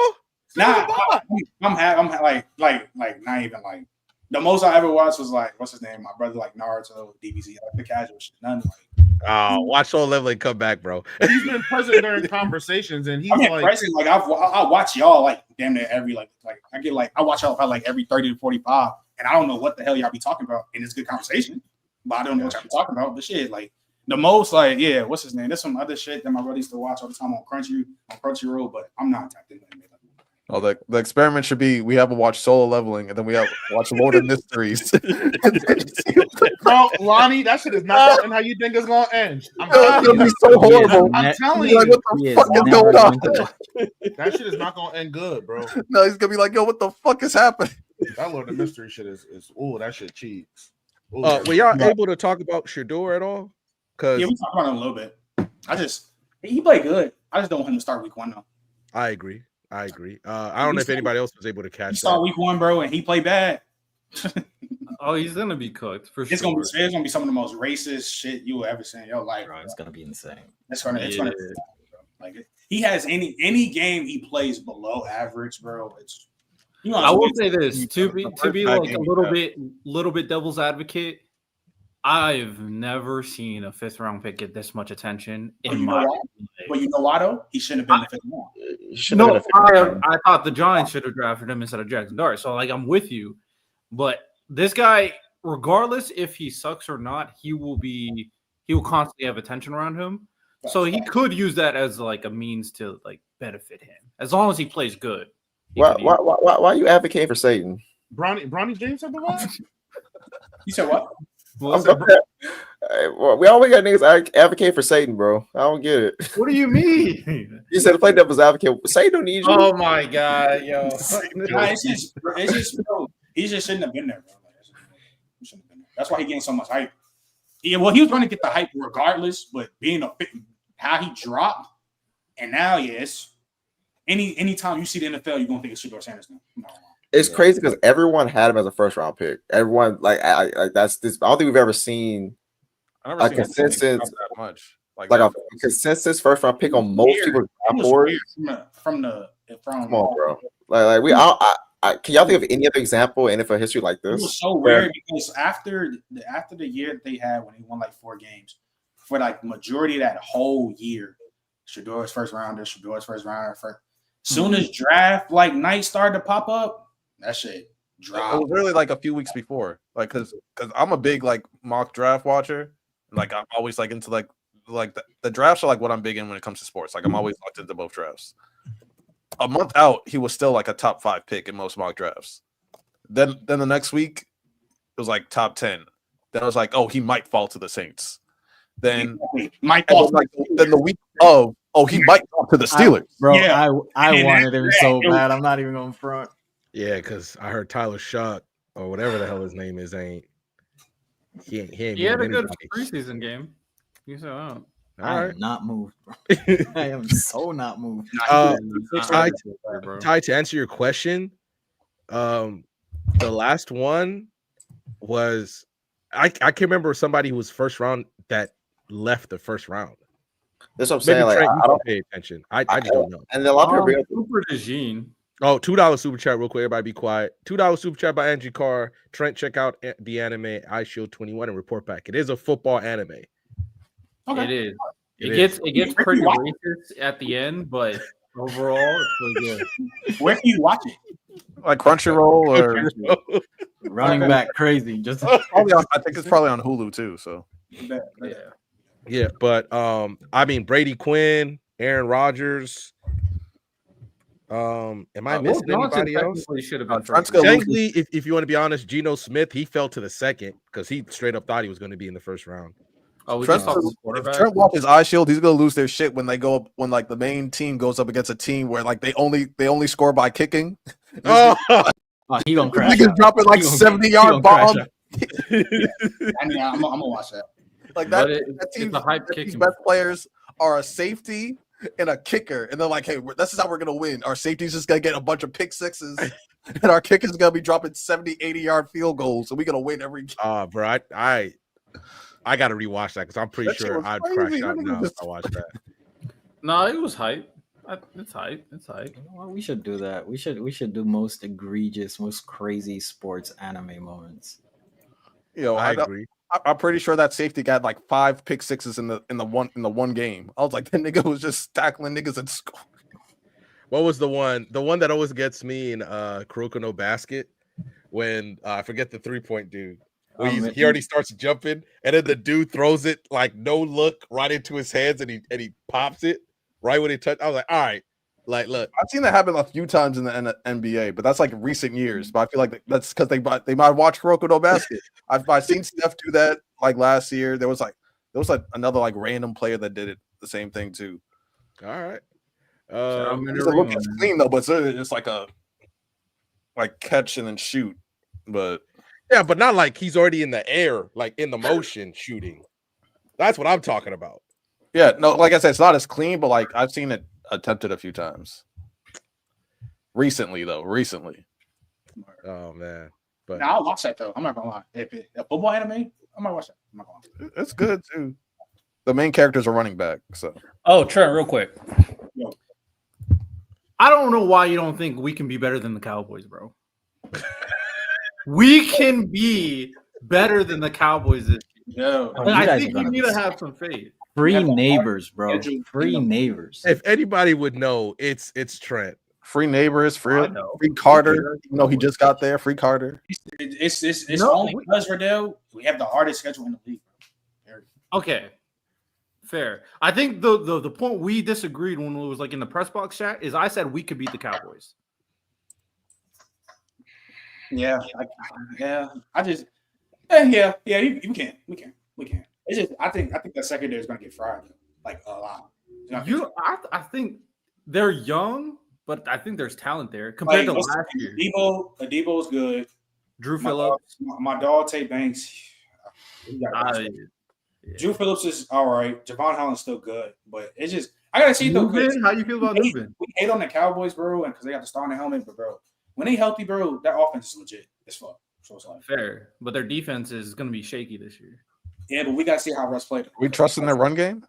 No, Javonte Williams. I mean, I love my dog Jaden Blue, my former teammate, but like, bro, I don't know. I just that George Pickens and CeeDee Lamb, shit. If we could put pressure on Dak Prescott, then he won't be, tossing them deep balls to George Pickens in the 50. Nice. Yeah, it's hard to get pressure though when you getting the ball out quick because CeeDee Lamb is frying you in the slot. I mean, if CD's the only one killing us, we can make something work. Malik Neighbors is going to kill them on the other side. Neighbors now has someone who could throw him the deep throw. It is true. That is true. But it's like, bro, that schedule's too hard. Like that schedule's too hard. I'm with you. We won't make the playoffs. I got another question for you. The Vikings, how much? Look, I'm not sold on JJ. I don't think I'm ever going to be sold on JJ because by the way, that team is good. That team has a lot of good. They're going to make the playoffs. How much of that is going to be because of JJ? What percentage? 30, 40. I'm not moved by him at all. I think JJ going to be good this year. I know we're not.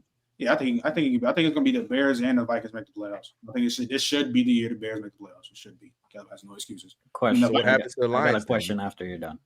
So what happens to the Lions then? Are they falling off?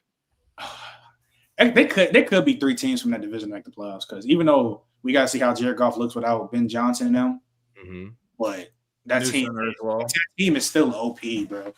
Damn, I just realized the Packers in that shit too, bro. What the fuck? I don't think the Vikings make the playoffs. Last year was one of the best. That's one of the best divisions of all time. Last year, I think the Lions fall off.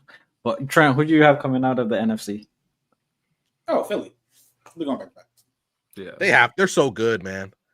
They're so good. And then because I was saying it all last year, and I was looking like an Eagles fan last year. Now they won it. Now it's going to be bad again because if they go back to back, Jalen Hurts is going to be in the best quarterback in the league conversation. Yeah, we got to dead that one. It's going to be worse than last year. It's going to be worse than this year with the discourse. So I think it depends on how he does it. I just appreciate. I think it's going to be coming from the Super Bowl until proven otherwise. That shit going to be Eagles Chiefs 3. Did you have any issues with what Cam Newton said about Jalen Hurts? Do you agree? I agree with majority of because I made a video about it. I agree with majority of what he said. The problem is that you can't say Jalen Hurts got the super this and that, and then you got Jared Goff right outside your top 5. Like, you can't do that. Like, that doesn't make any sense. Like, you can't like that. You can't say it's hard to judge Jalen Hurts without these weapons, and then Jared Goff got Gibbs and Monty, J-Mo, Amon-Ra, Laporta. Like, he got damn near basically the same thing. So you he had golf and like outside his top 5. Like he had golf at 6. Yeah, that's not consistent. Up on the Ravens, the Ravens gonna be good every year. Lamar Jackson is him, but until they get rid of their playoff anxiety, bro, they're gonna make it to the divisional or conference and lose. So that secondary is gonna be nasty. That defense in general, bro. Is this? Oh, and they got Mike Green on the draft. Hold on. If there's one guy, because I think a lot of people, I've been noticing a lot of disrespect toward the Chiefs. Like, you're really pissing off, and you're gonna awaken a monster, especially if. Now, look, I'm like most people. I'm like, yo, if you're taking Xavier Worthy balling out when they're down fucking 33, as him being great next year, I can't. I'm sorry. They put the backups in the Super Bowl. I'm not taking that performance that he had in the Super Bowl that well, but he should be better. There should be a lot of things. Rashee Rice, after his suspension, they're good, very good. I think a lot of people are really sleeping on the Chiefs to the point where, like, y'all really finna wake a monster by saying that the Ravens should make it out the AFC. I'm like, I'm always like this until I see it happen, because I made the mistake, Riddell, 2 years ago, where I picked against them every step of the way until the Super Bowl. Until I see somebody legitimately beat the Chiefs in a way that I could believe that is sustainable, I'm not picking anybody else outside the AFC except for the Chiefs. Because Josh Allen, I don't care if you won the MVP. Bro, you 0-4 against the bro. You're the only quarterback to ever accomplish that feat. You 0-4.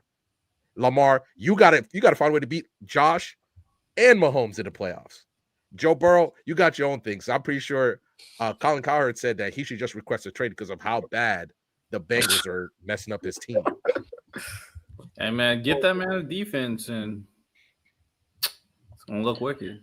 But how do you feel about people just saying this is not a down year for the Chiefs or anything like that? Until Mahomes start putting up the numbers he used to put up, they're going to be saying that. So I think it's just small. That's why I don't care. Like, unless Mahomes just start playing like actually bad football, they're going to be still going to be good. Mind you, he was playing this way, and they went. They was undefeated at one point. So it's like, yeah, they only lost when they wanted to. They lost the one game that they wanted to lose. Like, come on, bro. Like, it's just, bro. The Chiefs got the Patriots effect right now, bro. So it is what it is. Unfortunately, cooking. But we'll get it back. We'll steal it back from him. It's fine. Drake May. I'm sorry. What lifetime? Hey, the Drake May lifetime, Ty. Trent, how do you feel about the Pats this year? Because a lot of people are actually very high on the Pats too. They had a good draft. Drake May. Y'all gonna be better than y'all was last year, but y'all still got major holes, bro. We do. I don't think y'all gonna be like a playoff team. Like, y'all should win like 8 games, like 7. Y'all shouldn't be a top 5 pick here. So let's say, but if Drake may take a huge leap, I mean, it could possibly, but that old line is just yikes. So, but Will Campbell a dog. Like, did y'all win like 5 games last year? They were bad. They were a bad team last year. But Drake also didn't start at the beginning of the year. Their coaching was terrible. They had no run game. They've improved a lot, like for sure. So we pencil them in for 6 wins, or I'm fine with 6. Yo, well, my boy Travion Henderson can carry them to like. I won like 5 rings already. Like, I'm good for the rest of my lifetime. I'm good. I can never win another ring again, and I'll still probably have 5 more rings than all y'all niggas. But except Riddell, because fuck you. I'm a Mahomes guy too, so I'll take a Mahomes. I'm not counting that Mahomes. You're not from Kansas City. I'll take a Mahomes and Lamar combined with their rings together when Lamar gets some. So, you know, that's nasty word. So right now you're still at 3. Is that crazy? Is that crazy? That's that Steiner math. Is that crazy? So 3 still not as much as 5. Santi, you had a question? Oh, I wanted to ask Trent, give us a NFL hot take for this upcoming year. I think George Pickens and Jameson Williams will be in top 10 conversations by the end of the year. Both of them.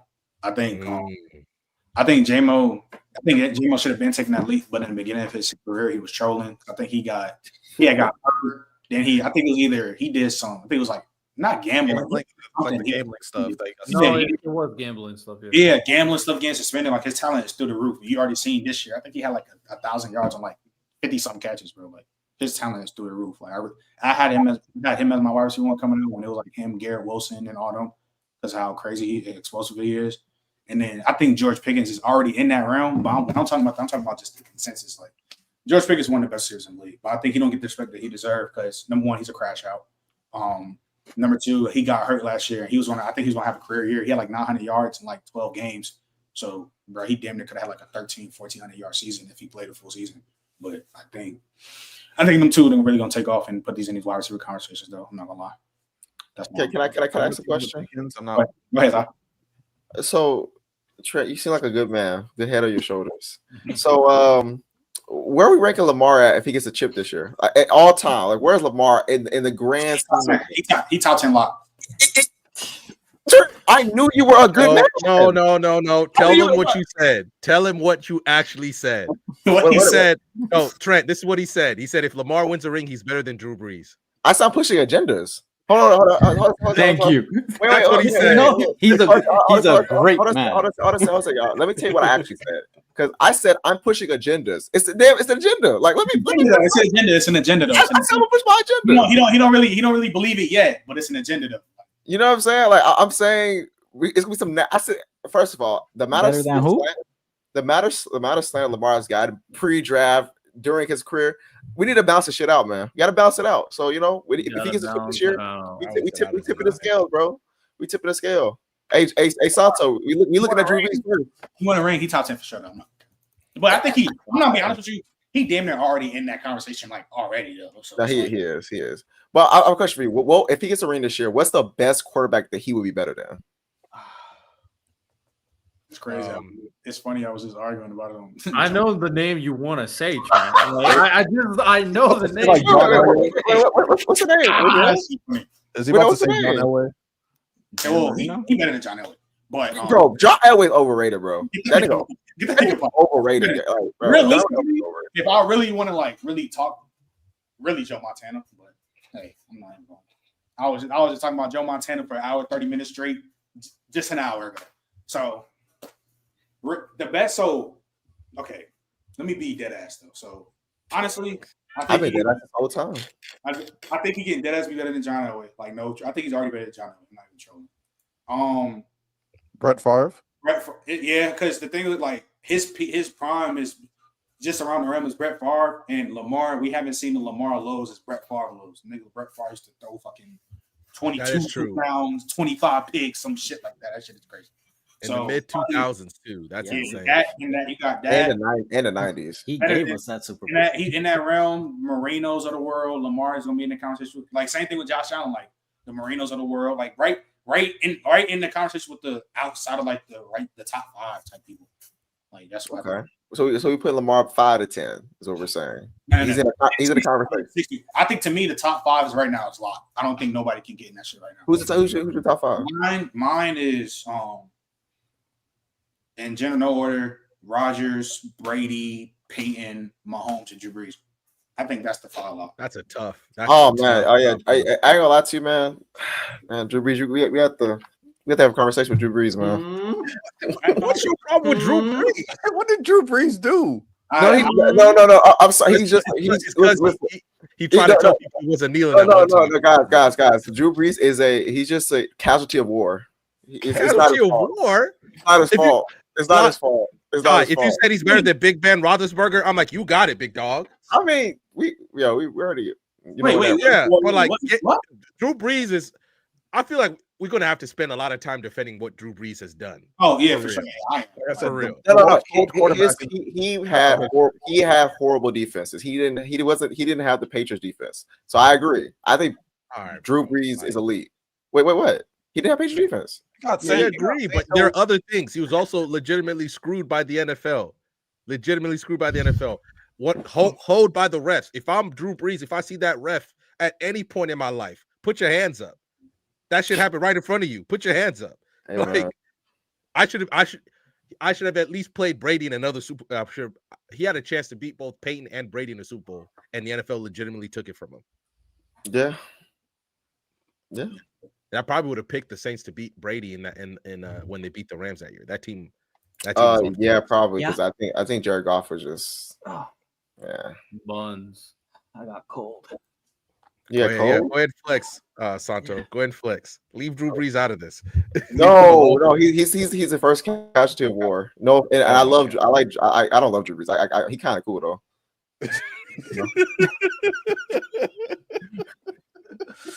Oh god! All right, man. That was fun. Well, shout out to you, Trent. Shout out to you. I'm what's his name? I'm about to head out, bro. Any one day, Riddell, when y'all everybody talk about wrestling up here, I'll come back for sure. I got. Oh yeah. Oh, we got a huge wrestling conversation. We got combos. Yeah, man. Yeah, I was. You missed the after show talks because we be talking. I was there, so that shit was. I lost my voice. I couldn't believe me for SummerSlam.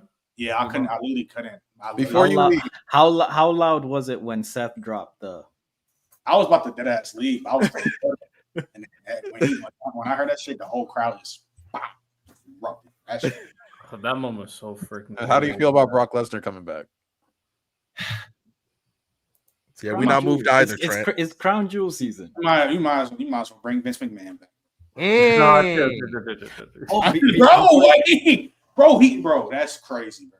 It is kind of crazy. Even when Cena even said that he never asked for him back too. So it's like Triple H been lying. His stocks are falling real low now. How do you guys feel about the new deal with ESPN and now the PLEs are going that route? $30 a month, bro. So somebody broke it down to where to watch all WWE content you need to have cable. You have to have cable and ESPN Plus. I think it's like the new bundles with Hulu, Disney will have like the ESPN thing in there. So these decisions are why people will forever pirate this stuff, because that's insane that you have to go all the way around like that to even find the content. Shout out VPNs. Shout out VPNs. Somebody protect Stream East at all costs, man. I'm not gonna hold you. They do great work. All right. Before we get into the main topic, I did have some lists for y'all. Wait, Miles, you there? I am indeed here. Are y'all done talking about that barbarianism? Barbarianism is insane. For now. You mean America's sport? I guess I'm not American now. Salute. Start off, Miles. I'll start over for the clip. Miles, what are the top 10 strongest devil fruits? We back again with the top 10 strongest devil fruits, man. Y'all didn't like my top 10 strongest people. So like I said in that first video, y'all, top 10 devil fruits. I might explain the criteria at the end. I might not. At number 1, we got a fruit that is not canon. Yes, a non-canon fruit. Let me redo. Top 10 devil fruits. I'm going to go in reverse. At 10, I got the HH fruit. That's Jory Bonnie's fruit. At 9, I got the float fruit. Now canon as of this week, that is Shiki's fruit. At number 8, I got the Opie no Mi, which is Law's fruit, the Operation fruit. At number 7, I got the Paw fruit, which is Kuma's fruit. At number 6, I got the Magu no Mi, the Magma fruit, which is Akainu's. At number 5, I got the Light fruit, which is Kizaru's. At number 4, controversial, give me the hate, I have the Nika fruit. Number 4, the Sun God Nika fruit. At number 3, I have the Quake fruit, Whitebeard and now Blackbeard's fruit. At number 2, I have the Dark fruit, Blackbeard's fruit. And number 1, non-canon fruit, daughter of Shanks, the Sing fruit, Uta's fruit. You guys can do your same thing you want to do like last time, Riddell. You can ask the questions, hear my logic, whatever, man. I mean, I feel like what Luffy's fruit. I'm guessing it's because it needs this very specific type of person to use it properly. But wouldn't that?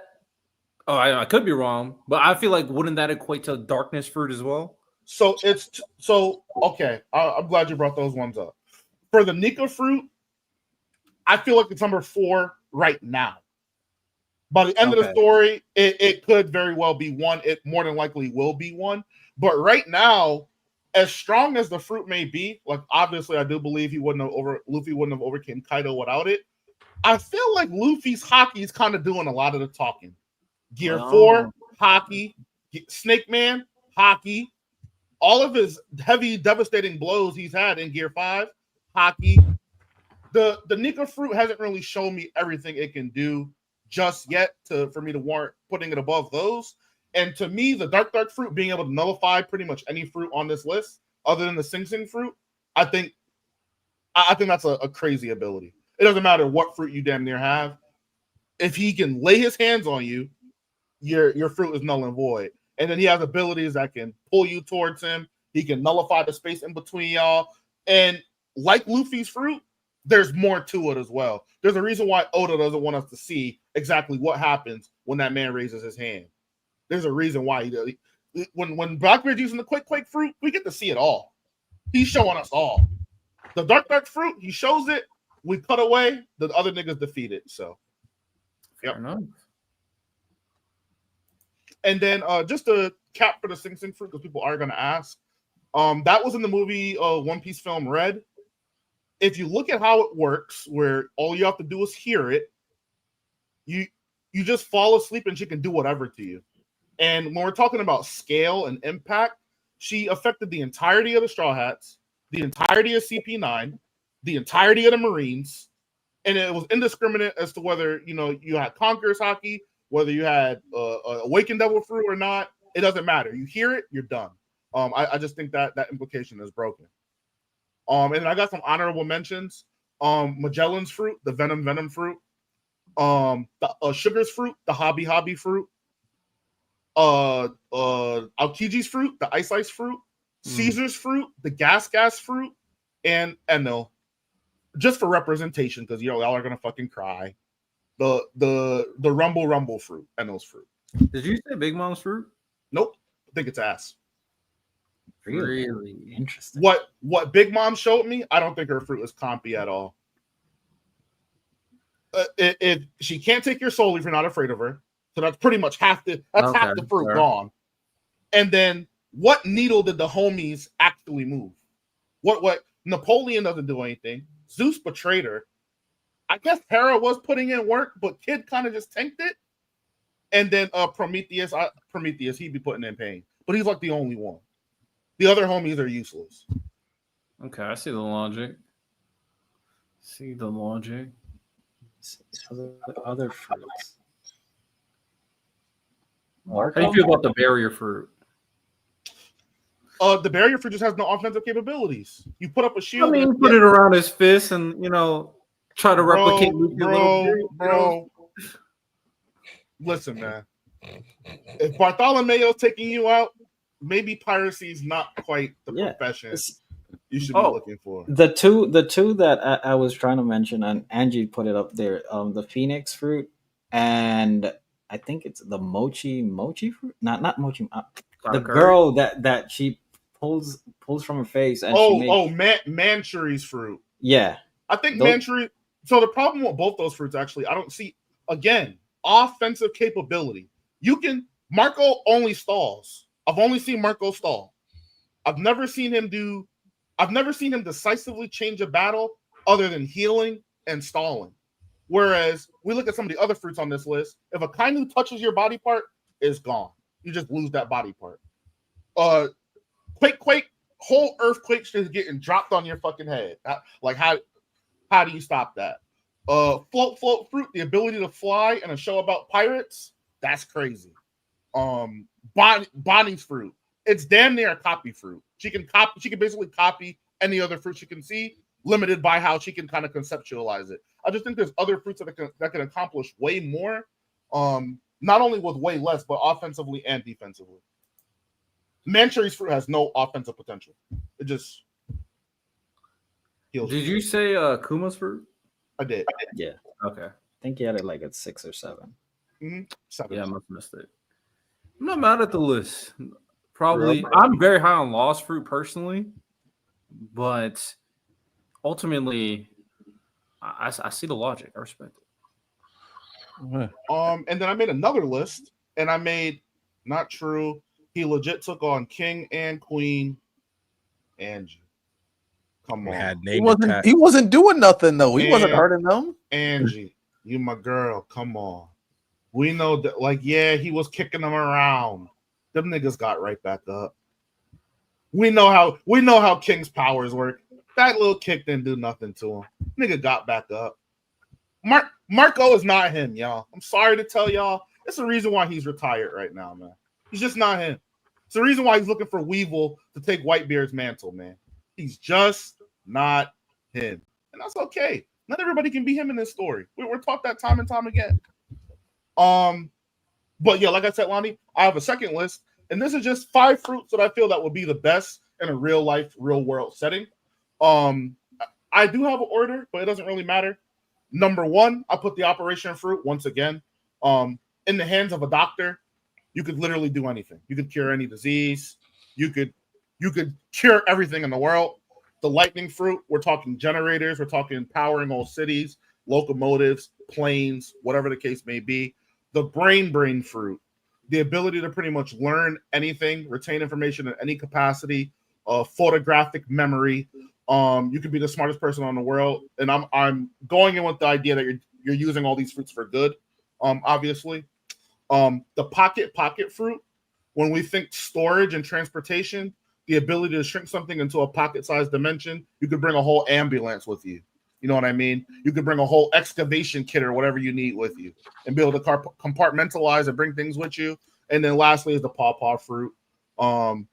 Quick first aid, take pain away from somebody if you need to do a procedure. Quick travel back and forth. Propulsion, you can use it to like power rockets and stuff. A lot of implications. Devil fruits are cool, man. Shout out, man. The only reason why he isn't OP is because he's not the MC. I mean, there's OP niggas that aren't the MC though. Yeah, right. All right. Riddell, did you have a segment? I do. It's about like I'll just do one of them. I had 2, but I'll just do one of them for now. So basically, it's create the perfect protagonist. This is a new idea that I created.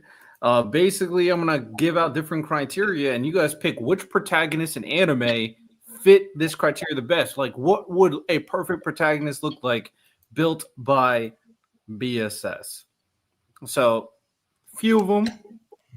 I'll show you right now what they are, and you guys got to work together to build a perfect protagonist. So you have the look, what they look like. You have the backstory. You have their abilities, their IQ. And then I threw in love interest, and I threw in rival or best friend. I don't care what you want to put there. And then what their goal is. So what does the perfect protagonist look like to y'all? Discuss. So look, what story are we trying to tell? That's what we need to figure out first. What age are we looking at? Yeah. Let's make a story that anybody can read. Okay. No, I'm talking about like one that's like I'm talking about the age demographic, like making it for kids, so anybody can read it. So Spy Family. So teenager would be. It's both. I mean, me personally, I'd rather have an older protagonist, but it's fine, I guess. Like you can have an older protagonist. You can have an older protagonist in a kid story. Yeah, Kafka. Like Shrek is an older protagonist in a kid story. Whoa, okay. Shout out. I'm just saying a story. No, I respect it. That's a good one. I'm about to say I would not tolerate any Shrek slander in here. Incredibles, another one. Yeah. So look, are we going with an edgy style character? We're going with a humble. I legitimately believe I think we need to figure out what the goal is first. So something we could think of like look, if the characters look are put into contrast of who they are, it's gonna be interesting. Like the way that Deku is like a wimpy kid, but he's super heroic. The way that Theodore from Boss Baby is literally a baby, but he's like professional. Like that, those type of contradicting personalities or traits usually make characters iconic. So I think maybe that look should contradict something about them. So you're saying like Gojo with Guts' backstory? What? Like, like pretty boy with like the roughest life. Like how Luffy's a goofy pirate. Like that's not Luffy doesn't fit the traditional pirate. Also, I want to be clear: you only can use protagonists for this. Oh, we're only using MCs. Unless for love interest and rival, those are rivals and love interest, but everything else is just protagonists. I'll just throw Stone out there if just get your thoughts, but I think it'd be cool. Makes them stand out more. What? Hmm? Oh, did you have a character in mind? No, I'm just throwing out examples of characters who have contradicting traits visually, like Ed being a 50-year-old philosopher. It's a two contradictions. Let's try to figure out like what backstory do we want for the MC, and then we can go off of looks based off what we do for the backstory. You can make them ugly. You can make them super ore farmy. We said protagonists. I mean, Yeah, there's ugly protagonists that exist. I got an easy one for IQ. Which one? Senku. Cook. I'm not mad at it. Is that what you guys agree on, Senku? Yep. All right, what you thinking? You muted. You muted. Boy done muted himself. On StreamYard. Okay. Now I was thinking, if he's a genius, how can he look visually and contradict him being a genius? Oh, I get where you're coming from. That's what I'm thinking. I get where you're coming from. No, I like that. I'm sorry, but now it's made me think. This make me think now. You guys want to have a dumb protagonist? Let's do a dumb one. Oh, I'm trying to think. We're going comedy. Wait, can I suggest something? Could you add role like pirates, hunters? I think the role, because also having character contradict the role is to. I think that'd be cool. Like what their job occupation is in the story. That'd be kind of fire. No. Okay. Yeah.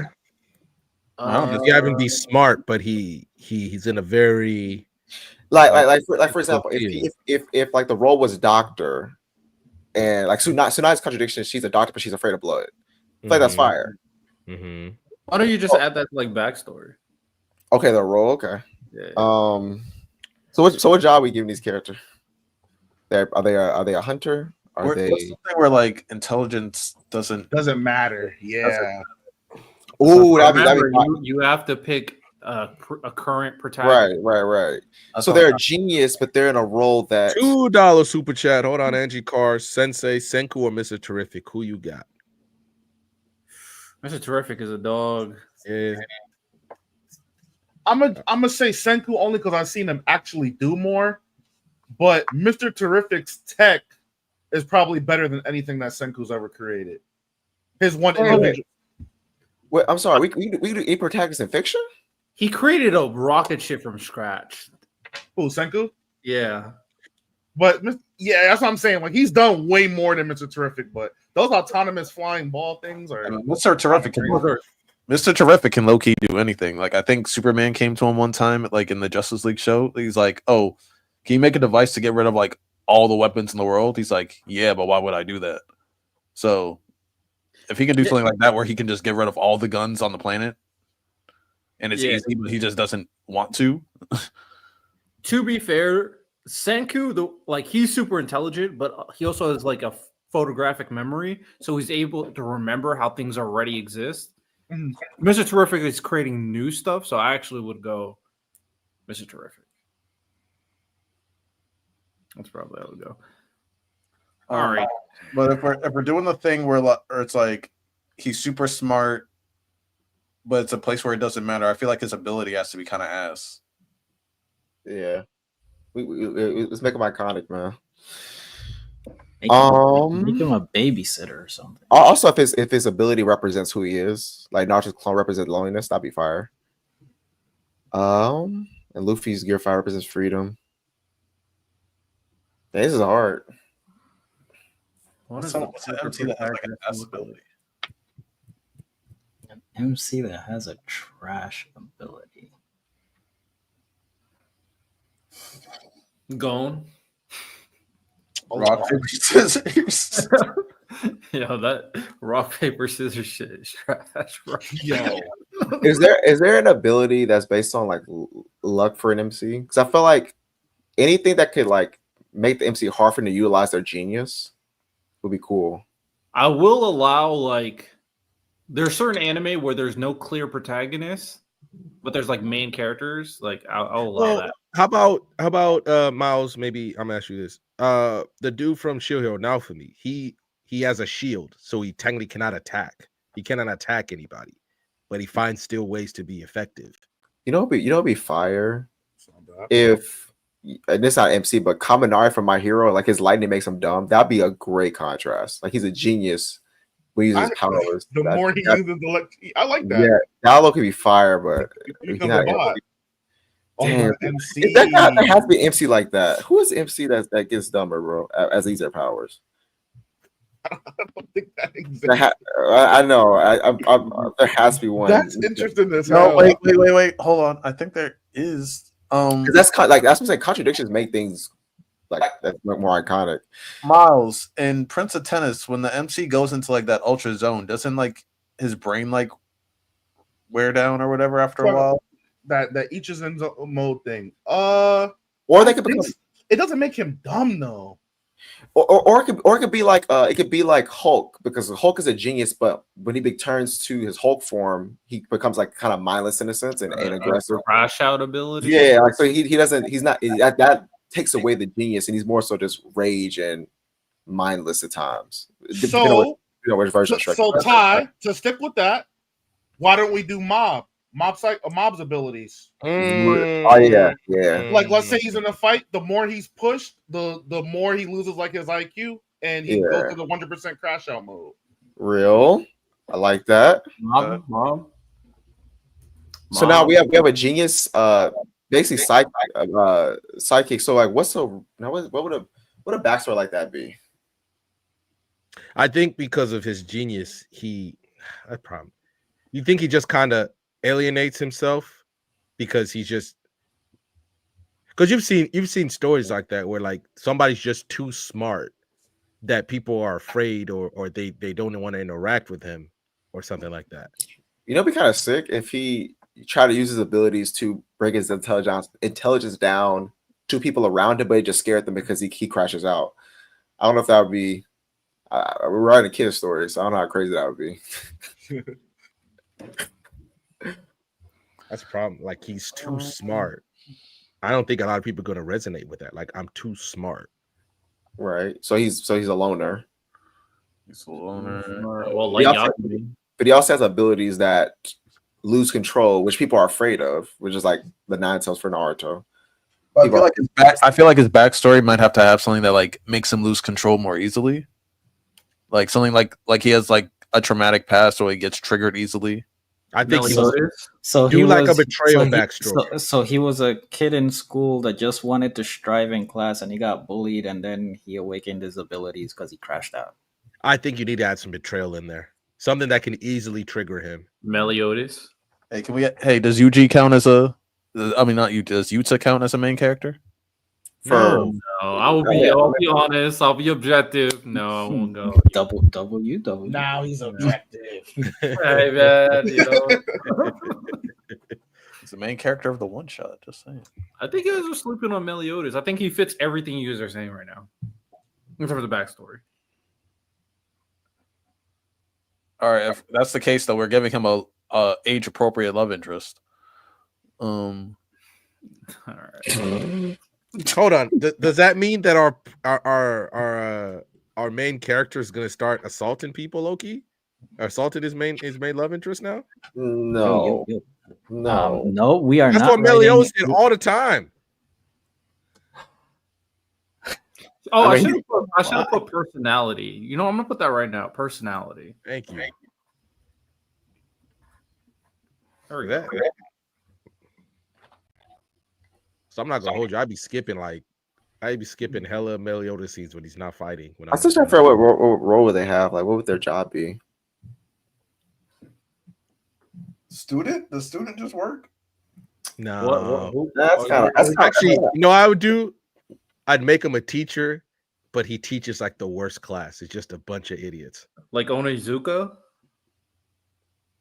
Like he just like imagine him trying to be the teacher like the Windbreaker school that Sakura goes to. Unless you consider Koro Sensei the protagonist. I consider Nagisa the protagonist, but what if we make him like what's house husband?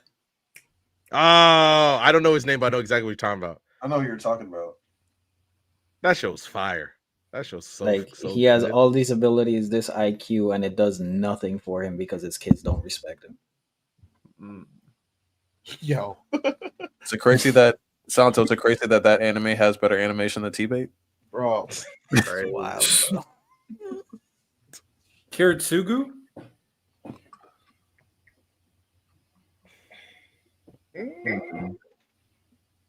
For what? Backstory? What? Hold on. Never mind. This is El Riddell, man. This is a hard topic, man. This is a main topic level difficulty, man. This really is. I just thought of it. I think what did I see? I think I saw someone try to create the perfect like NBA player. I was like, oh, we should do that for anime character. Yeah, we definitely should. You guys want to put a pin in this and then save it for a different time? Yeah, I think this is a main topic type of. Yeah, this would be cool. But I like this. This is a good idea, though. It's a really good idea. I'll do the other topic then. Just save this because we already got it. Save it though. Yeah, save it. Yeah, no, that's fine. This is So I have a different topic, which is much simpler. brain small, brain no work good. Solo leveling brain. Stop. They're worse. They're dumber shows than Solo Leveling. Brain eat, brain sleep, brain work. Simpletons. So this is inspired by this. So I'm going to shout this out because I do think it's a good cause. And it actually relates to what someone said with Solo Leveling, but a different group is doing it. So if you guys didn't know, Mr. Beast and Mark Rober. Why is it not showing? Is it up? Mr. Beast and Mark Rober are doing something called Team Water. So basically, you donate and you can help, get clean water for certain places, specifically, places that are unfortunate, like Africa, for example. He says $1 can help people for like one person for 1 year. So if you guys want to donate, feel free. But this is a good thing. I think we can honestly say that regardless of how you feel about Mr. Beast, this is a good action. This is a good thing. And oftentimes when it comes to anime on this podcast, we always talk about the evil characters. We talk about the bad things, the nasty things. So my question is very simple. What is the best, good moments in anime to you guys? I'll start it off. I'll be very quick with it. So to give you some ideas. For me, Lelouch's sacrifice at the end of Code Geass is a perfect example of how he did everything. He's willing to sacrifice his own life to save the world. That is like a really good thing, great thing. It's one of my favorite. It's my favorite ending of all time. One of the most impactful things I've seen in anime, period. So what are some good things in anime to you guys? I'll say one. Koro Sensei, last episode, how he sacrificed himself basically to his class. I think that was like one of the most moving episodes I've seen in anime. And yeah, I think Koro Sensei, last episode, peak. I got one, and it's fairly recent. Togepi's Original Sin. He took mine. Episode 4. Our boy Azamo is unfortunately gonna turn himself in and go to jail on behalf of Shizuku, and his brother was able to be like a figure in his life and kind of step in and be like, yo, if you ever need any help, if you're ever going through anything, like talking is very important. Having people you can rely on, count on, and confide in can get you pretty much through any situation. And it kind of reshaped his kind of perception he had of his brother prior, because he thought his brother was just like some super elitist, good at everything. not really a jerk, but just he had like a superior complex about himself, and that wasn't the case at all. It was actually the person that helped bring him back from the brink. So that was I was heavily invested in that moment. Very good one.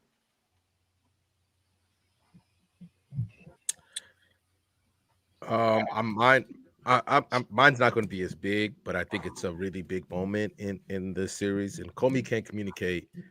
After a few episodes, she finally starts being able to kind of stand out on her own. She has like her first chance to talk to her classmates without Kadano being there for her, but she hesitates.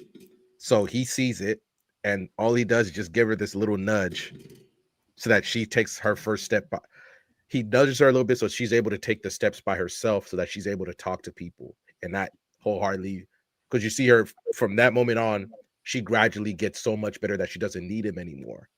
And I really love that moment. That's a really big kind of quiet moment in the anime, in the series, because everybody's over here like, this dude sacrificing his life to save the world. I'm like, nah, just a little nudge to help the shy girl actually talk to people and start her journey to getting 100 friends. I always love that moment every time I see it. I need season 3, Netflix. Let's make this work. I'll go Alphonse when they're fighting Father and he sacrificed.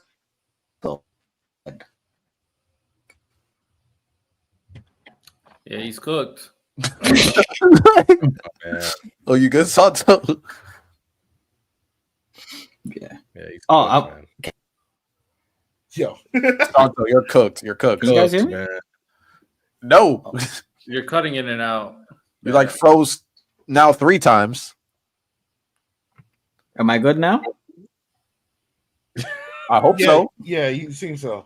You're kind of blurry though, so Oh, we lost him. Yeah, bro. froze again. Nah, he's cooked, man. You gotta come back. You gotta come back. You're cooked, bro. No, you're good. You're good. Try it. Can you guys hear me?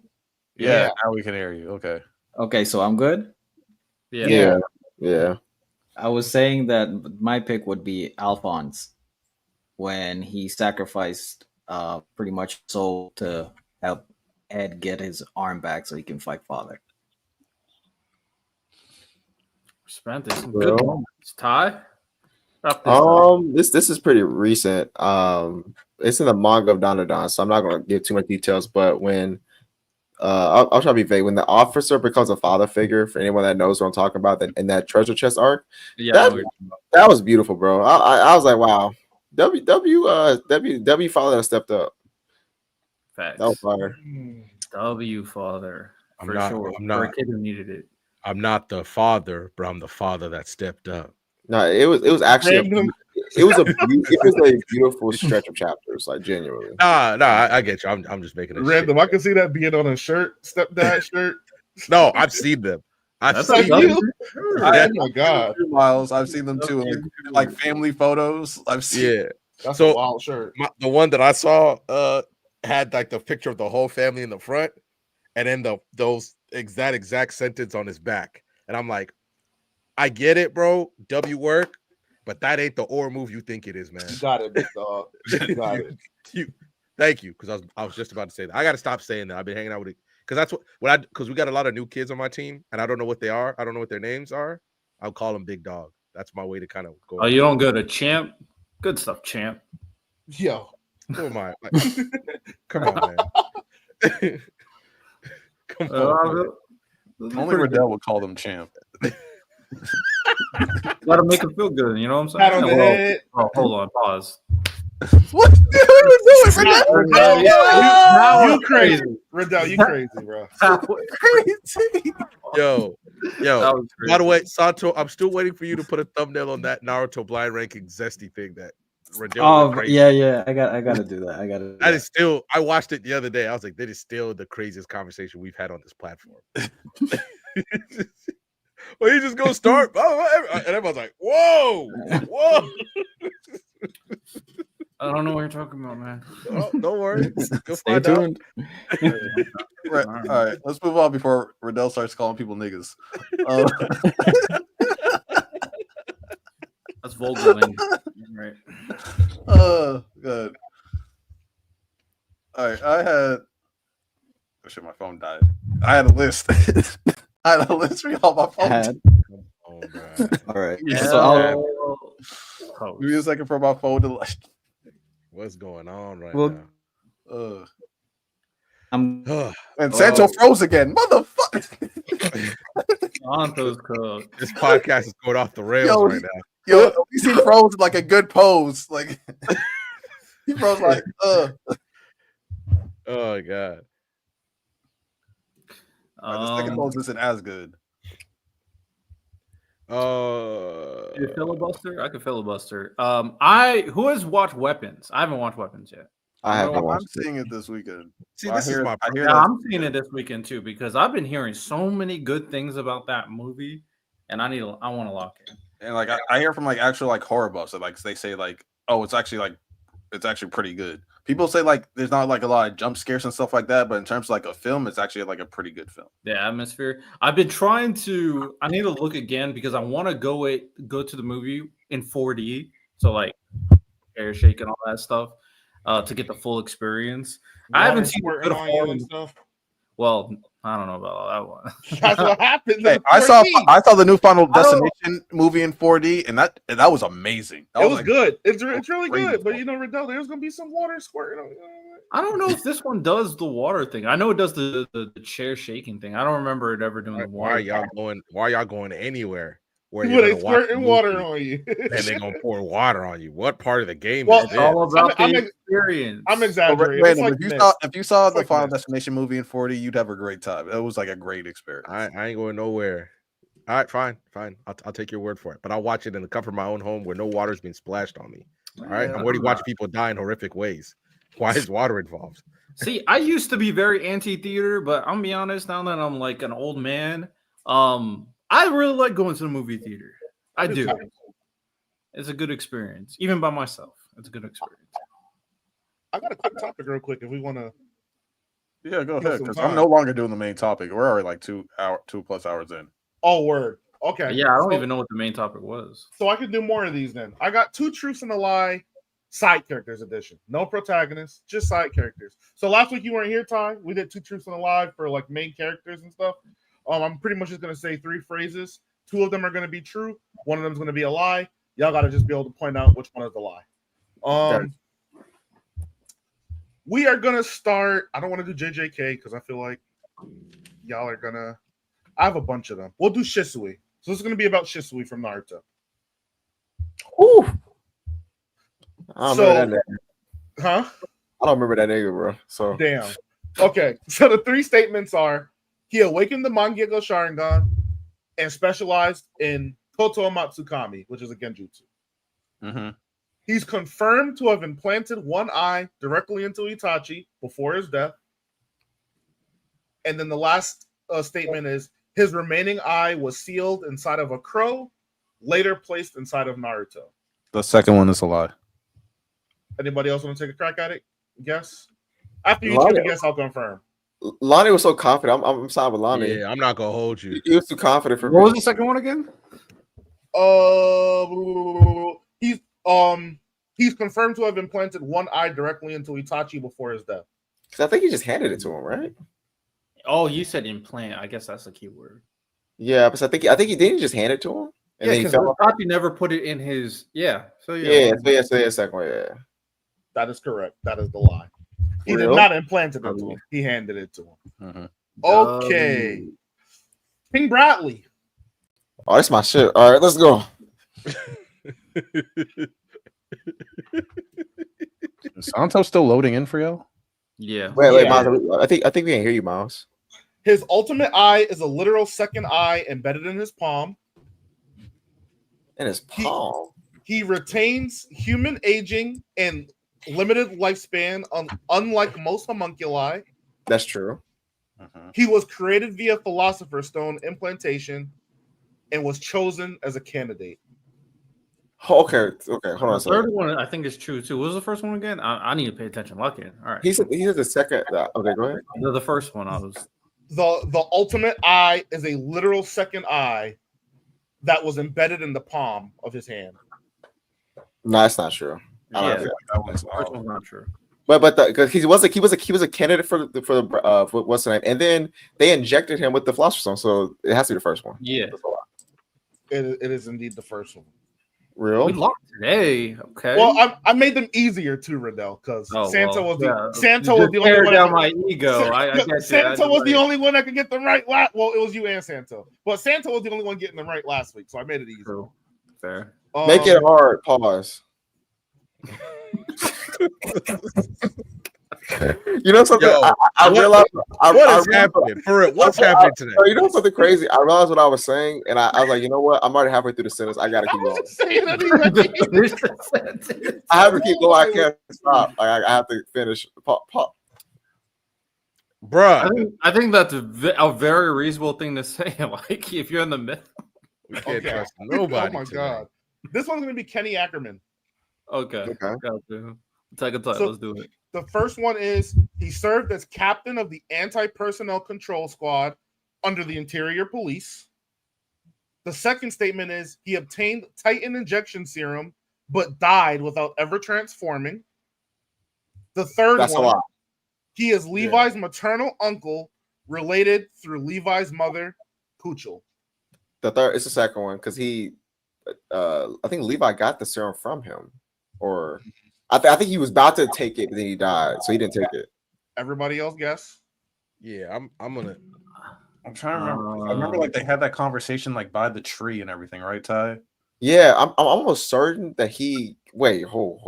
Like, didn't he have like the whole kit like right next to him? Yeah, he didn't take it. He didn't take it though. I don't think he died. He would have survived because if you take the Titan serum, you literally get like heal. So he couldn't have died and gotten Titan serum. I'll be honest, I was ordering some food, so I did not listen. You want me to run through them again? You want me to run through them again? Yeah, if you may, my good sir.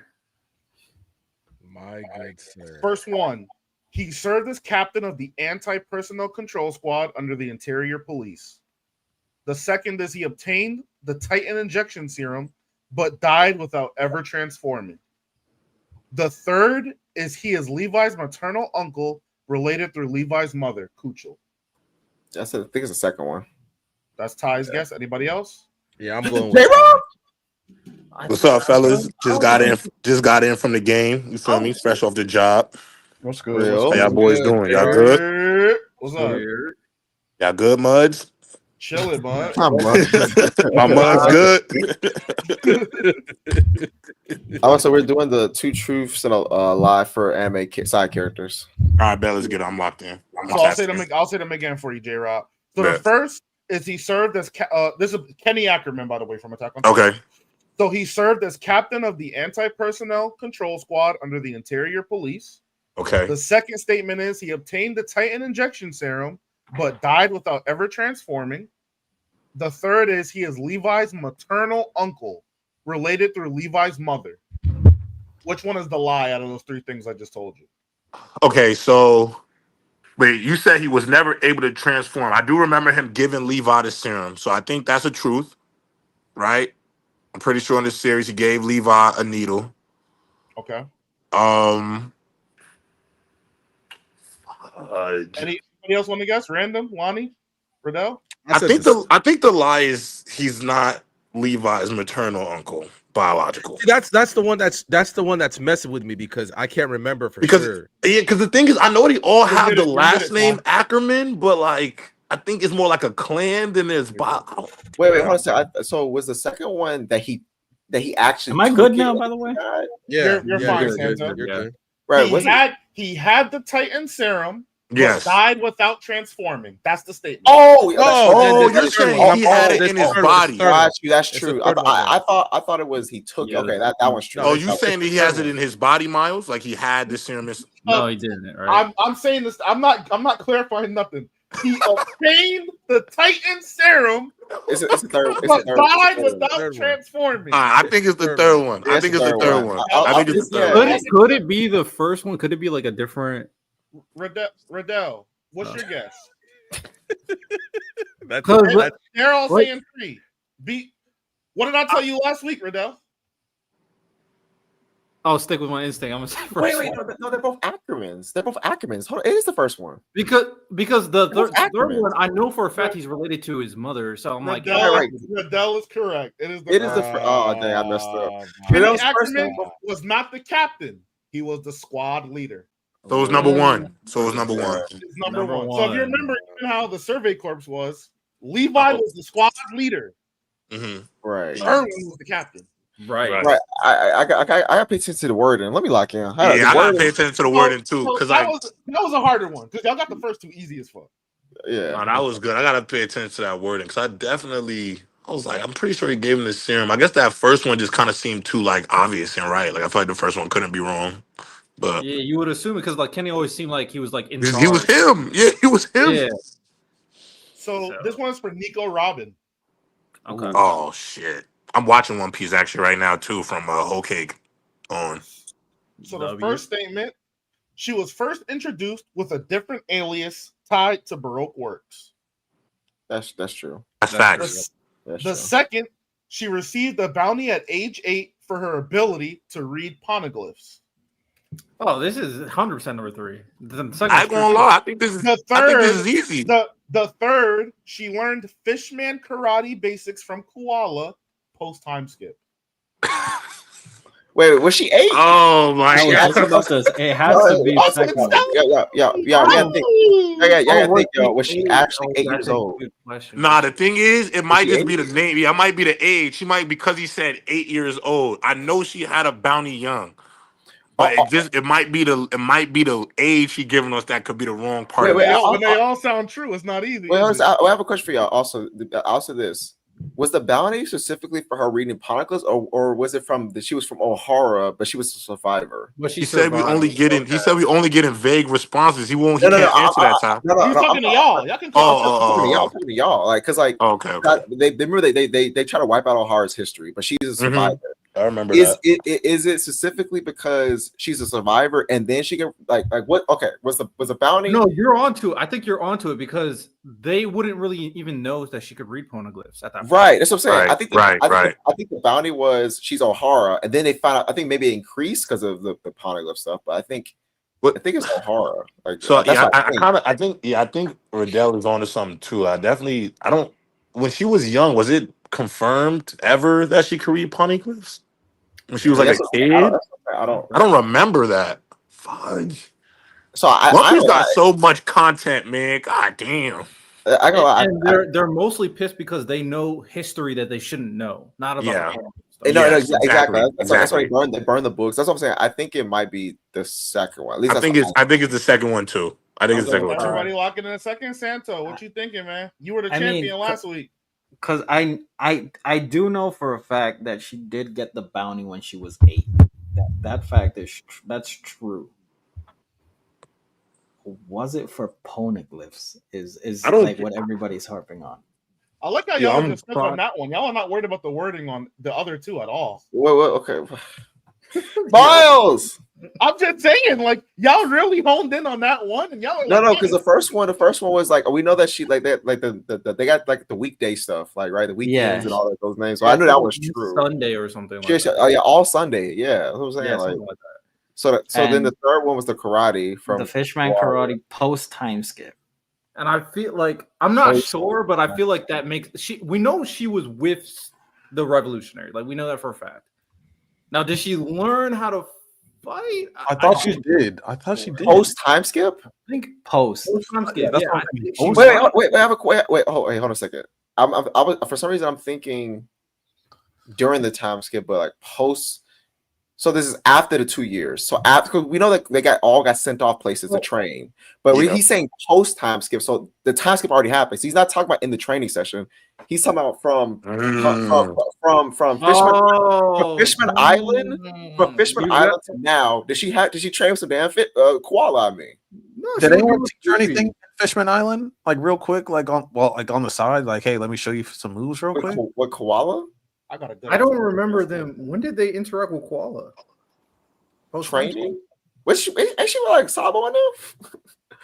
Like she was like post time skip. I don't remember them ever like meeting again. That's what I'm saying. Like I'm gonna go with that one because the post time skip is like. But at the same time, I don't think like she got. Wait, time out. Wait. Hold on a second. Why they? Can more people on Ohara read Poneglyphs? Is it all of them? They all can. Yeah, but I don't think Polyglyphs was like. Oh, that so that's okay. So if they all could read Poneglyphs, that's something that the Morgan would know. That we you know what I'm saying? Like I don't think it's actually, like I'm a Ty. You're right again. They wouldn't want to reveal that she's from Ohara and she has a history, so that would make more sense to put a bounty on her because she could read Poneglyphs. Right, and I mean, not only that, if they all could read Poneglyphs, it's not like I wonder if she can. She's from there, you know what I'm saying? So like, so it might be the third one. I'm locking in 2 for me. Yeah, I'm gonna go with number 3. I'm gonna go with Ty and go number 3. So you're going with the post time skip one, Riddell post time skip. Random. I apologize. And Lonnie, what are you going with? I'm going with Poneglyphs. The correct answer is the third one. Let's go. Let's go. She trained with Koala pre-time skip. So all the time while Luffy's in Impel Down and all of that stuff, she's training with Koala. Real. To be fair, Miles did like throw us a bone. You guys are not looking at the other one. Because I'm just he threw us a bone. He definitely threw us a bone. He definitely threw us a bone. I got more, Lonnie, but if you're ready, I can stop. But I do have more. Go ahead. Okay. I got a list after Miles, by the way. Okay, that's mine, and I got my list, and then J-Rob, if J-Rob has anything, and we can. This is gonna be 2 truths and a lie. It's 2 truths and a lie. This is gonna be Crollo from Hunter x Hunter. Gosh, oh man. Oh no, I'm not gonna get this one. So yeah, okay. I won't do Crollo then. Yoruichi? Oh, we could do Yoruichi. Okay. I'm leaning on you. I'm leaning on you, please. Listen. I know that she has something with Soifan, and she's from. Yeah. I could do Yoruichi. Okay. So but everybody cool. Crollo, I'll be stumped. I'm leaning on Bleach niggas, man. I'm leaning on y'all. It's all good. I'll get to Bleach eventually, man. I'm chilling right now. Okay. I'm learning right now. Statement 1. She was the former commander of the Amitsu Kaido, which was like the assassination unit, and the head of the Shihoin, and the head of the Shihoin clan. Okay. Wait, that's true. Oh yeah. Okay, I think that's true. I think I'm about 80%. That's true. She was the head. Yeah, I'm about 80%. That's true. Her Zanpakuto's name is never revealed in the manga's primary continuity. That's the second statement. That's okay. That might be true. Hold on. We hit the third one first. Her Shunko technique was taught to Soifan by Kisuke Urahara. Oh. I think that's a lie, bro. I think it's 3. I think it's 3. I think it's 3, gang. Yeah. I'm with you. Because I'm pretty sure. I don't know what Yoruichi's. I can't even think of her Zanpakuto's name. Wait. Let me say this super quick. Do y'all think her Zanpakuto may have been mentioned when she was helping train Ichigo? No, I'm telling you, gang. It's never been talked about, bro. I'm telling you. It wasn't. Because I ain't gonna lie, Todd, I never remember it being mentioned in the anime. So I can only think about the manga. Yeah, I can only think about the manga, and I don't think I can't recall reading a manga and it ever being stated. To be honest, the only reason I'm thinking about that's because they were working with Ichigo's. They were working with Ichigo's Zanpakuto and his Bankai. So I'm just wondering if she said, "Well, mine's is this." You know what I'm saying? No. I know, but she's never named it out loud, bro. I'm like, the light novels. Can you say the third one more time? Sure. I'm gonna scroll back up. Her Shunko technique was taught to Soifan by Kisuke Urahara.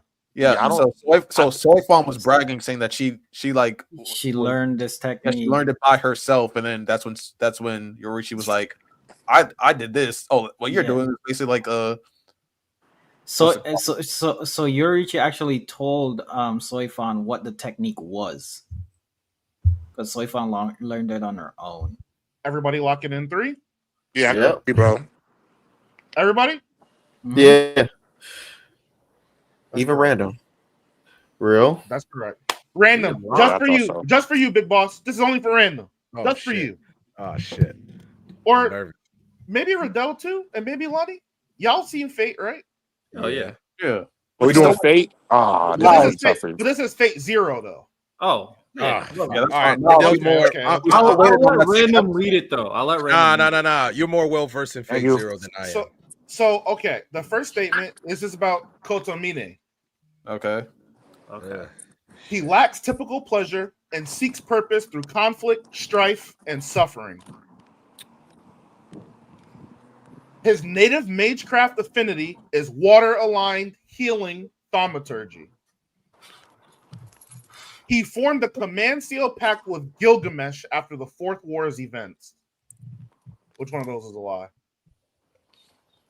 I ain't gonna lie, I don't know. None After the Fourth of War's these. event? After the Fourth War's events. I think 3 is right. I'm cooked on this one, y'all boys. Hey, Whatever hold on, y'all hold pick, on. I'm picking. All right, One. one more time. Can you say one more time? Are we for me? saying it's a different war? Are we saying it's a different holy war? So go the first is he lacks typical pleasure and seeks purpose through conflict, strife, and suffering. He formed his native magecraft affinity is water-aligned healing thaumaturgy, which like healing magic. And then the last is he formed the command seal pact with Gilgamesh after the Fourth War's events. Yeah, I think the last one's wrong because it was like I feel like it was during the events of the war, like during the war, it wasn't after. I know it's like around the end though, so that's why I'm like. I think it's before the conclusion of it. So I'm going with the third personally. So Lonnie got the third one. Anybody else? I have no idea about the second one. Obviously, Random, what do you think? I'm gonna go with my gut. Random, what you think? I know you watch Fate. I'm not familiar with Fate Zero like everything else in Fate, but I'm gonna go second. I'm going with my gut saying second. Anybody else? Lonnie, what you think? I'm going the third one because I'm pretty sure what like Gilgamesh's original master was old girl's dad. Yes. And then like he had him like set up to get killed and all that so that he can get, and it was like still during the war. So Adele? I feel like it was. I don't remember. I know it's at the end. I had a feeling that after they lost, they decided, we're gonna make a pact, and that's why Gilgamesh was able to stay around for Fate's Day Night. Like I know that. I just don't know when that actually happened, but I had a feeling. If it was over, then he would have been able to disappear by then and stuff like that. Well, for some reason, he was able to stay. I don't remember why he was able to just stick around. Because it was a false veil. I mean, it was a false thing, and then all that, and then it poured out, and blah blah blah blah blah. Lock it in, Riddell. I feel like first one's correct. The second one, I really just don't remember his true ability. He fights with his hands though, so I'm gonna go with random and say second one. Riddell and random are correct. Let's go. I'm not gonna hold you. I was shooting from the hip, man. Kotamine is not he can heal, but he's not a healer. That's what I was going to say. That's what threw me off the most. I was and he did make the pact with Gilgamesh. Remember, Kiritsugu destroyed the Grail, and it became a corrupted Grail, and they both bathed in it, and they lived. And in order to orchestrate the events of the next war, they made a pact together. Gotcha. So it was after the Fourth War. Hey Miles, when we gonna get that second episode of Fate? Yo, leave me alone, man. That shit was peak though. That episode was heat. I haven't been locked into a saber like that in a very long time. I was so rocked with this King Arthur. It was like, we never heard from him again, Riddell. We never heard from him again. Bro, he was a dog. Oh yeah, it just hurts. Do we know why there's no second episode at all yet? It's supposed to be a whole season, Random. A whole season. They're radio silent too. They're not. There's no reasoning or anything. Wow. They have first announced the delay. They're like, hey, it's gonna be a little bit before the next episode, and then it's been like a year. I checked back. I've checked back often. It's not there. Nothing new. Wow. No announcement. Nothing. So Santa, what do you got? Oh, I got a quick little thing called Would You Rather. I got 3 anime Would You Rathers and then 1 real life one. So first up, would you rather have the power of Gias or have the Death Note? Say the second part again. Would you rather have the power of Gias or the Death Note? Death Note. Give me that Death Note. Mhm. That's too much power. Gios. If the death, you're guaranteed to die once you stop using the death note. Yeah, but I'm about to have some fun with that shit. Fuck it, we here now. What we finna do? We picked that mug. We picked that mug up already. It's over with. Once you pick it up, you in it now. So end game. You already in your own end game once you pick that book up. So Yeah, and I'm with you though. I'm taking the Gios. I'd be way too petty with a death note. Oh, you just cut me off? Yo. But see, the thing is, I had the death note. I'll be doing stuff like Bill Gates has to put $1 billion into my bank account before he dies. Well, I just gotta meet Bill Gates and tell him, look in my eyes, man. You know how hard it's gonna be to meet Bill Gates? Bill Gates, nigga. What? If you don't wire transfer that Billy by 5 o'clock, nigga, ooh, I'm gonna start writing names in that book. Yeah, bro, that death note gonna have me living luxurious for at least 100 years. Yeah, and then I ain't gonna get the Shinigami eyes. What do you mean your ice cream machine is broken? What are you talking about? What's your name? What's your name? You gonna be petty as hell, man. Petty as hell. I'd rather be a manipulator than a cold-blooded killer. Somebody finna step on Lonnie's shoes. That's it. It's over with. It's gonna be by accident. The whole bloodline. But let me ask you this though: if you manipulate somebody into killing, are you not a killer still? See, I would just, Nah. Hey, I'll save the world. Let me ask you this. Let me ask you, J-Rock. If I tell one of my homeboys to cheat on this girl and he do it, am I a cheater? Yeah, you are. Yeah, you ain't shit either. I didn't cheat. That's crazy. You just as bad, bro. Y'all both not shit. Yeah, no. I didn't actually. I know. Jose, J-Rock. I know I'm not shit, but am I a cheater though? Yes. Nah, look, I'm I not. single at the time. Low down, good for nothing bastard. Now, I will say Gios does have a fallback because it can accidentally activate on its own, as we've seen in the Code Geass anime. So I just got to make sure to not look in certain people's eyes. Yeah, imagine playing a baddie with that bugged out eye. Yo, bro. So you even the drawback is crazy. Yeah, I'm going with the death note. I'm going with that death note, man. I know what I'm getting out of this. I don't imagine me looking at you guys in the eye and saying something crazy to tell you. But let me ask you this: Let me ask you this. Am I a killer? Right? Am I a killer if the names I write in the death note, I don't have them set up to die till like old age? I'm a killer still. Yeah. What if I told Bill Gates upload? I need $1 billion and you die at 88 years old? You still are the reason why they died. Yeah. Huh? You still the reason why they died. Oh, wow. They lived a full life. 88, you did good, bro. He wanted to live to 89 though.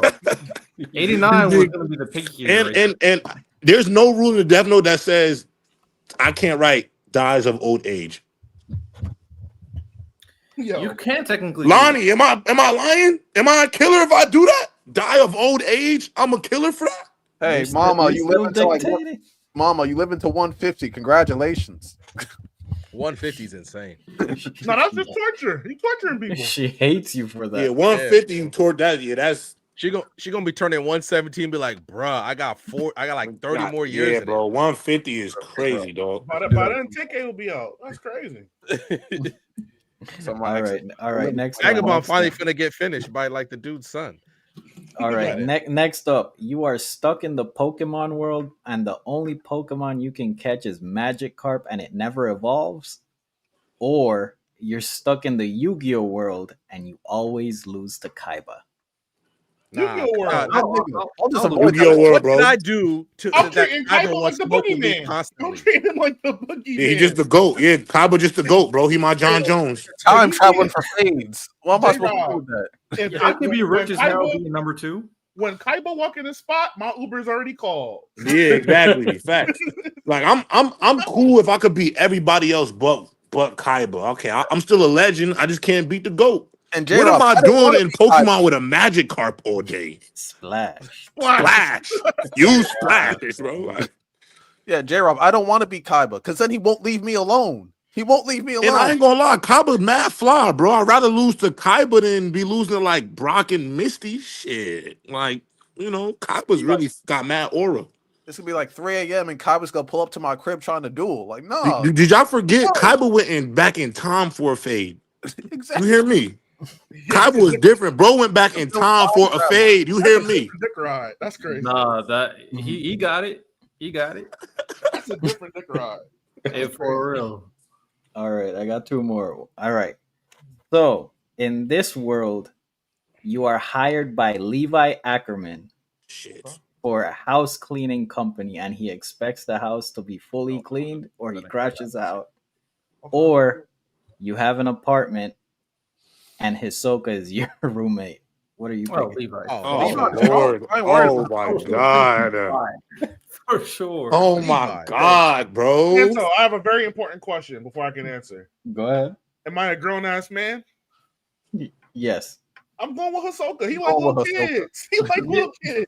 Yeah, but Levi gonna help me fix my life. The bro. thing I'm is, at any given day, you might walk in, and Ahsoka, Yo. you know, No, don't even finish that sentence. Yeah, you risking it. You risking it with Ahsoka, man. Hell no. So you Hey, want I don't wanna you see want that. the pressure of cleaning Levi's house, knowing how he crashes out? Yes. yeah, I don't want to It's like come home 5 to foot nothing. 5 foot nothing. Hey, don't disrespect Levi now.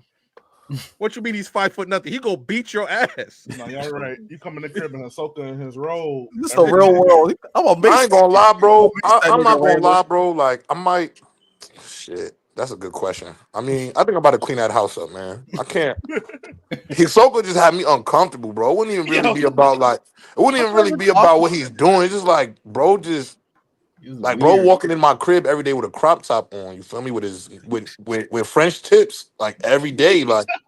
He showers. And then he's talking. And then he's open. talking about kids, bro. Like he's talking about kids with potential. Like this is too uncomfortable for me, bro. That's a crazy ass dynamic. Crazy about Wemby. That's pretty insane.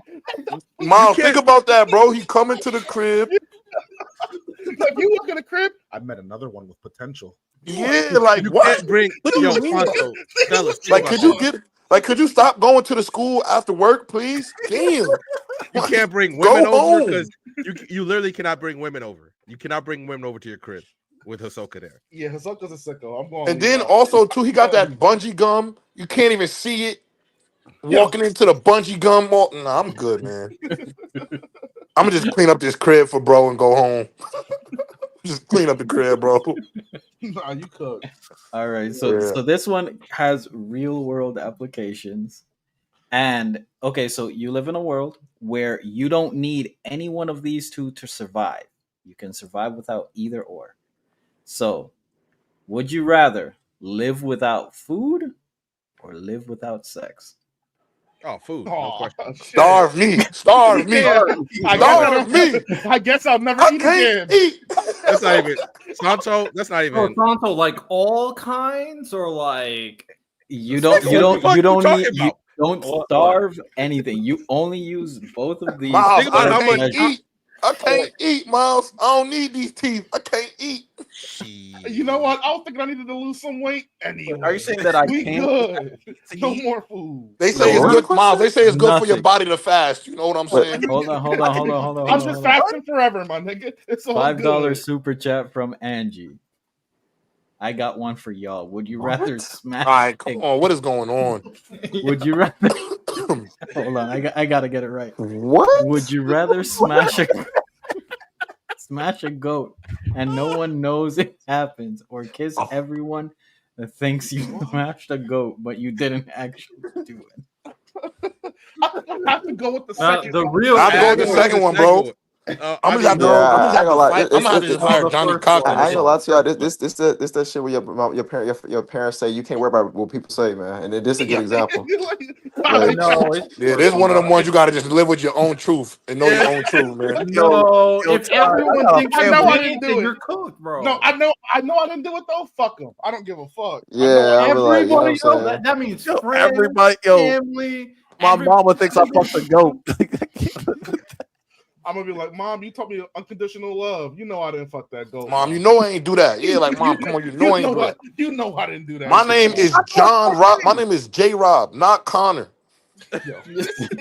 Oh, wow. Well, shout out to Connor. You feel me?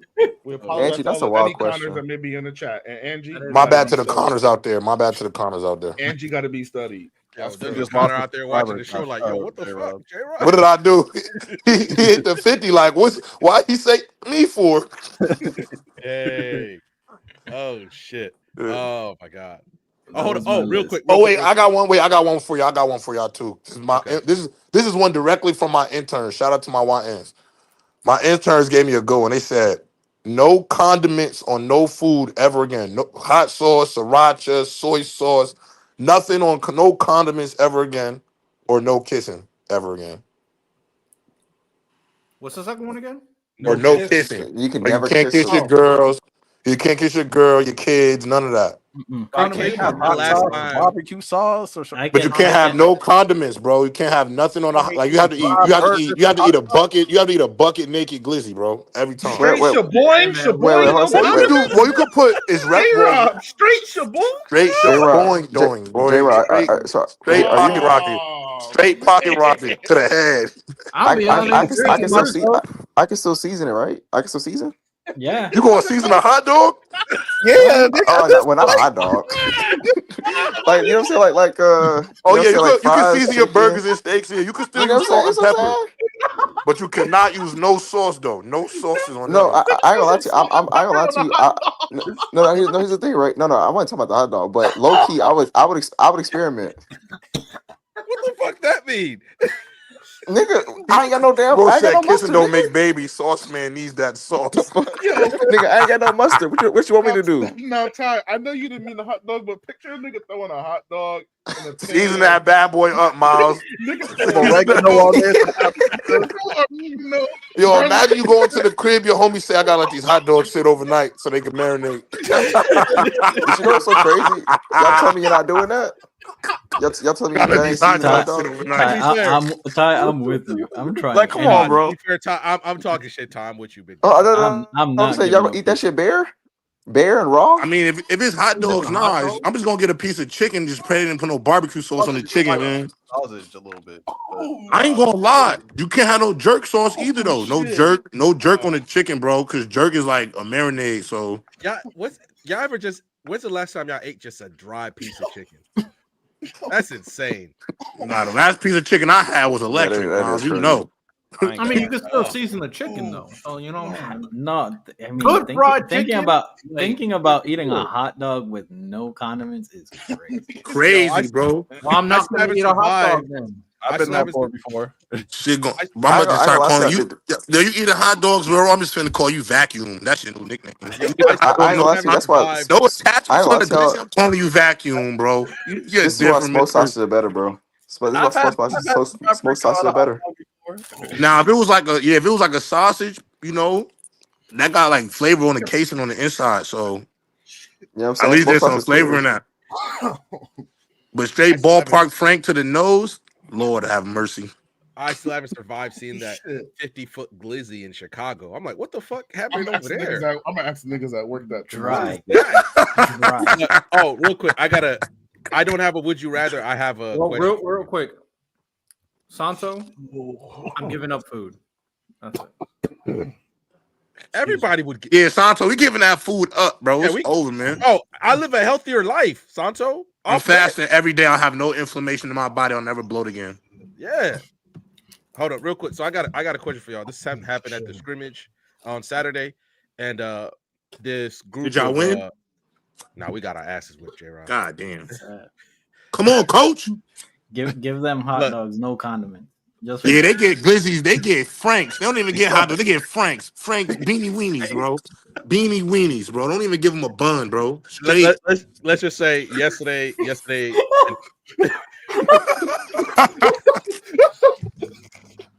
I'm done, bro. Go ahead, Randall. I'm sorry, bro. Oh my god. All right. So this group of all the like the last 20 minutes, you just need the highlights. Yeah. Oh, good luck with our editor for real. So is crazy. So we were when we were at the scrimmage, this group of high schoolers that were like the refs were having a conversation where this dude straight up said it. The only reason I remember because they were having this conversation right next to me. They were like, "Bro, my boy called me and he asked me for money because he was on a date with his girl, and I said no. And then one of his friends was like, why don't you just slide him some money? Like, so basically, it was like, I'm gonna use myself an example. So J-Rob, you're the closest. I'm gonna use you. J-Rob, I called. Yes, I'm giving you that money, bro. No. So J-Rob, I'm like, look, I'm on a date with my girl. I forgot my wallet. Can you slide me like $30 real quick so I'll pay for this? Would you actually give me the money, or would you say nah? Because they had a whole debate about it. Yo, random. I would get secondhand embarrassment for you. I'm a real N-word. You're getting that 30 up off me. I might send you 50, gang. Yeah, I might send you 50. Get some ice cream after, bro. Shit. Yo, J-Rob, they were having a whole debate about why this was like, I'm not sending him money because he gotta learn. Next time he gotta be more prepared. Gotta learn. Yo, that's not your boy, bro. Nah, you could learn. Nah, you could learn that on your own, bro. You could go back home and learn. We could talk about that later. Because this was gonna happen, random. I'm gonna give you that bread. Then when I call you that night, I'm gonna tell you about yourself. Absolutely. But I ain't gonna let you be. I ain't gonna let you be embarrassed in front of that girl though. That might be your wife. Bro, you know? I was so shook. I turned around and be like, bro, you better slide him that fucking money. Like, yeah, I can't risk my boy not meeting his wife over $50. And I was like, tell me why not? He's like, well, he wouldn't do that for me. Then I'm like, then y'all not real. Y'all not real boys. Y'all not real boys for real. Yeah, y'all not homies for that, bro. You got to slide your man's that bread. J-Rob, you could call me, say, bro, I need some help. I need some money for a flat tire. I'm like, bro, how much you need? Like, yeah, bro. And that's something way less than like, oh, I'm on a date with my girl and some shit happened. I need you to slide me $50. I was like, bet, go ahead. But nigga, let me know when you off, because me and you gotta have a conversation. Because what the fuck's going on? Nah, yeah, bro. Like, come on, you're a grown ass man for getting your wallet. Like, that gotta be the first thing you grab on the way out, bro. Like, what the hell? I'd rather forget to wear socks than forget my wallet. Okay, that's insane. But let me tell y'all one thing too. I know this is an anime pod, but I'm gonna tell y'all something that has me real intrigued, and I just need everybody to go down this rabbit hole. There's this show on Netflix called Hunting Wives. Oh, you locked in. I ain't gonna lie to y'all boys. Heathens. Them white people, those my type of white people. I like what them white people interesting, okay? Them white folks is real interesting down there. I think you love that, bro, because I have no idea what you're talking about, bro. Listen, Riddell, it is like the thing about this show, Riddell, is like Republicans you can ever meet, bro. Like it is, yeah. It's kind of like a satire. It's a satire drama about like Republicans in Texas, but the thing about it is like it's disturbing. It's so disturbing, but so interesting at the same time. Like some of the decision making by these adults is so insane to me, but it is so interesting. Like I binged the whole thing, bro. Just to give you context, I didn't go to bed like 4 a.m. because of this show. The main antagonists it's like this Republican couple. They're like this Republican poly couple, and then one guy's trying to be governor and stuff like that. And yeah, they try to like hunt down, like they try to like hunt different like women that are easy and stuff for them and things like that. And it just takes a nasty turn. Baby girl told me this was a book. I might have to read it. For real, bro. I might have to get into them scriptures for real, bro. Let me pull this shit up real quick. Nah, I'm telling you, Riddell, you're gonna watch the first episode. I promise you're gonna go through the first. You're gonna watch the first 3 because you're gonna be like, what the? Like, it's just like one of those shows where it's just like, this is sick. I have to see more.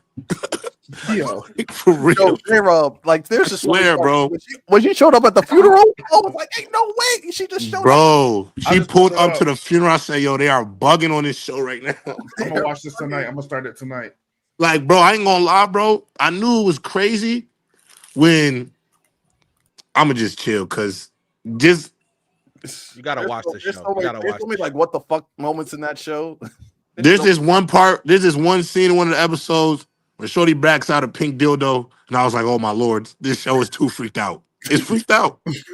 It's freaked out, bro. It is freaked out, but it's good at the same time, bro. It's good. I'm telling you, you're gonna be 3 episodes in, and you might be tired as hell at work tomorrow. So I apologize in advance. No, it's a great, just 8 episodes of just white messing. Scandalousness. Yeah, just 8 episodes of scandalousness, bro. I hated how much I was like, damn. What episode am I on? Fuck it. That's how I felt. Like I was like, why? I was like, why am I 5 episodes in already? Hey, yo, I got to episode 3. I said I gotta finish now. I'm already here. I'm already here. Hey Rob, low key, I would never want to be friend. I would never want to be near Margot and her husband. But she lit though. She is lit though. No. Margot's a person I visit, but we ain't never. Yeah, that's the extent. Of Margot is the friend where you gotta leave a crib by 1 o'clock. Do not stay past 1 o'clock. Absolutely. Or else you'll be like, what is weird at 101? It gets you weird stay at past 1 o'clock, you're gonna be freaked out. It's gonna turn into a Diddy party by 1:30. You gotta go home. Oh my God. But she be lit. Miles, they got the lake house. She got the jet skis. They go hunting. They kill boars. Like, they lit. I'll pull this bitch up. I'm about to start watching this shit, right? They lit, bro. Don't even take a chance. Leave by 12 o'clock. Leave by Miles, if you put it up on the Discord, I'll dare watch it with you again. I'm ready for season 2, gang. I'm ready, bro. I'm locked in now. There's gonna be multiple seasons. Better be. Ended on a better be. And let the cliffhanger too crazy, bro. I need more. Bro, like, they the type of writers for that show where they need to be on that anime diet. 23-1. Just right. Just get it there. Right. No, but Margot low-key a predator. I don't care what y'all say. No, she is a predator. Absolutely is. She's absolutely a predader. But I can't lie, she lit though. She lit though.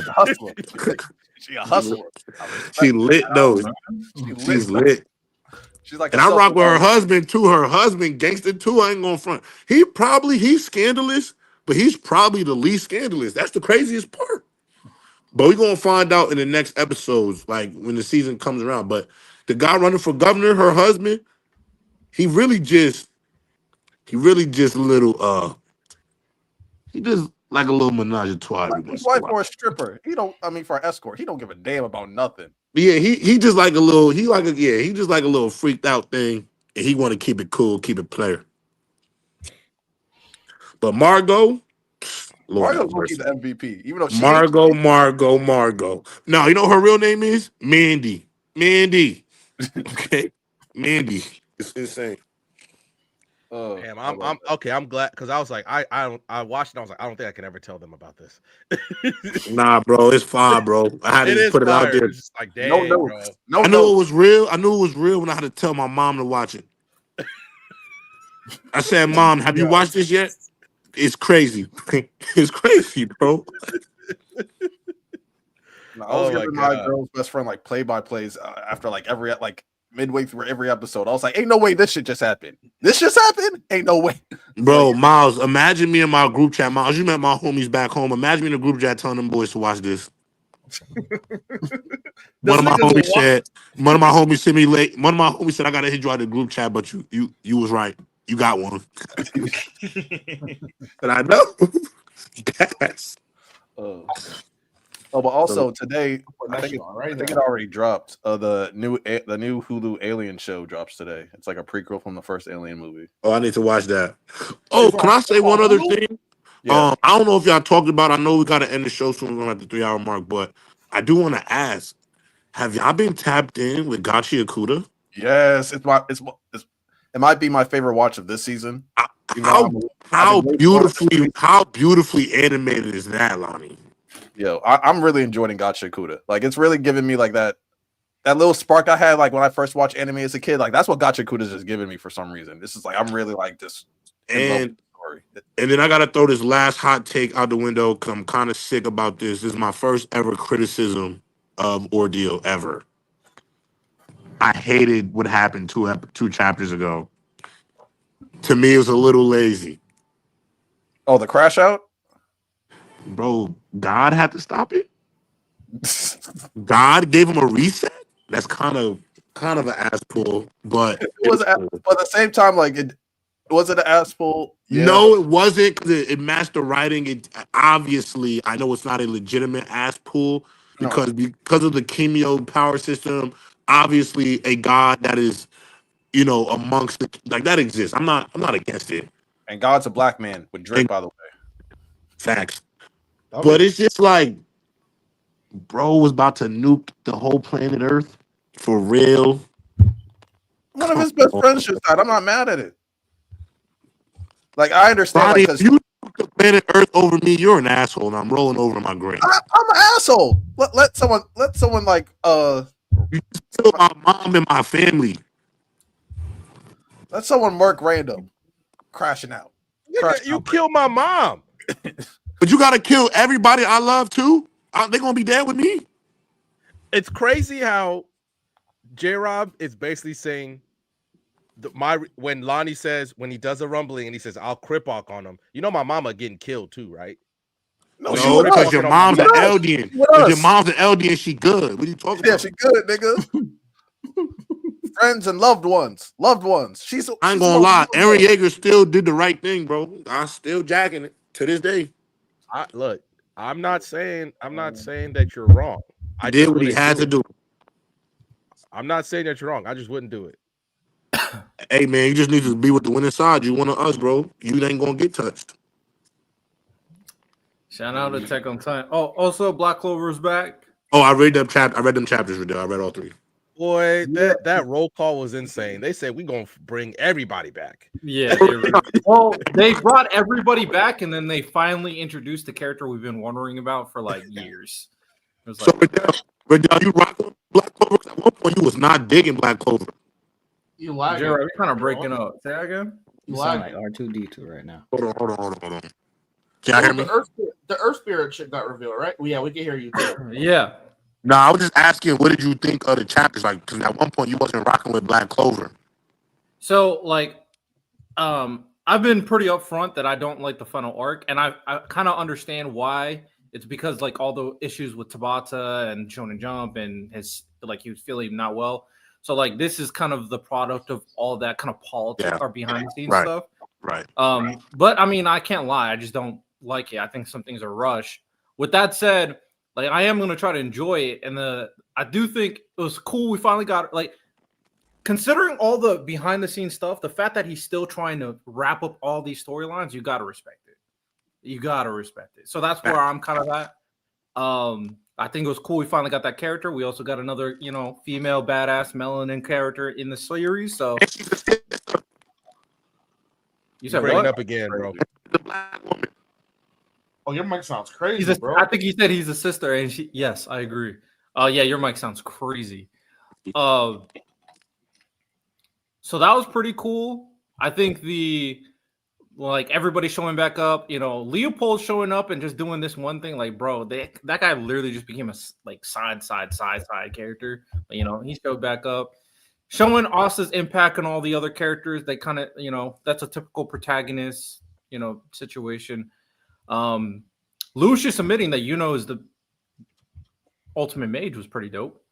More hating. Crazy. No. I hear the hate. It's just of course he's the ultimate mage. If he was the ultimate mage, then why Lucius going out his way to kill Asta? That's all I'm saying. Well, Asta's not a mage. He doesn't use magic. So I think when it comes down to it, though, it's very obvious. Magic. Asta's not a mage?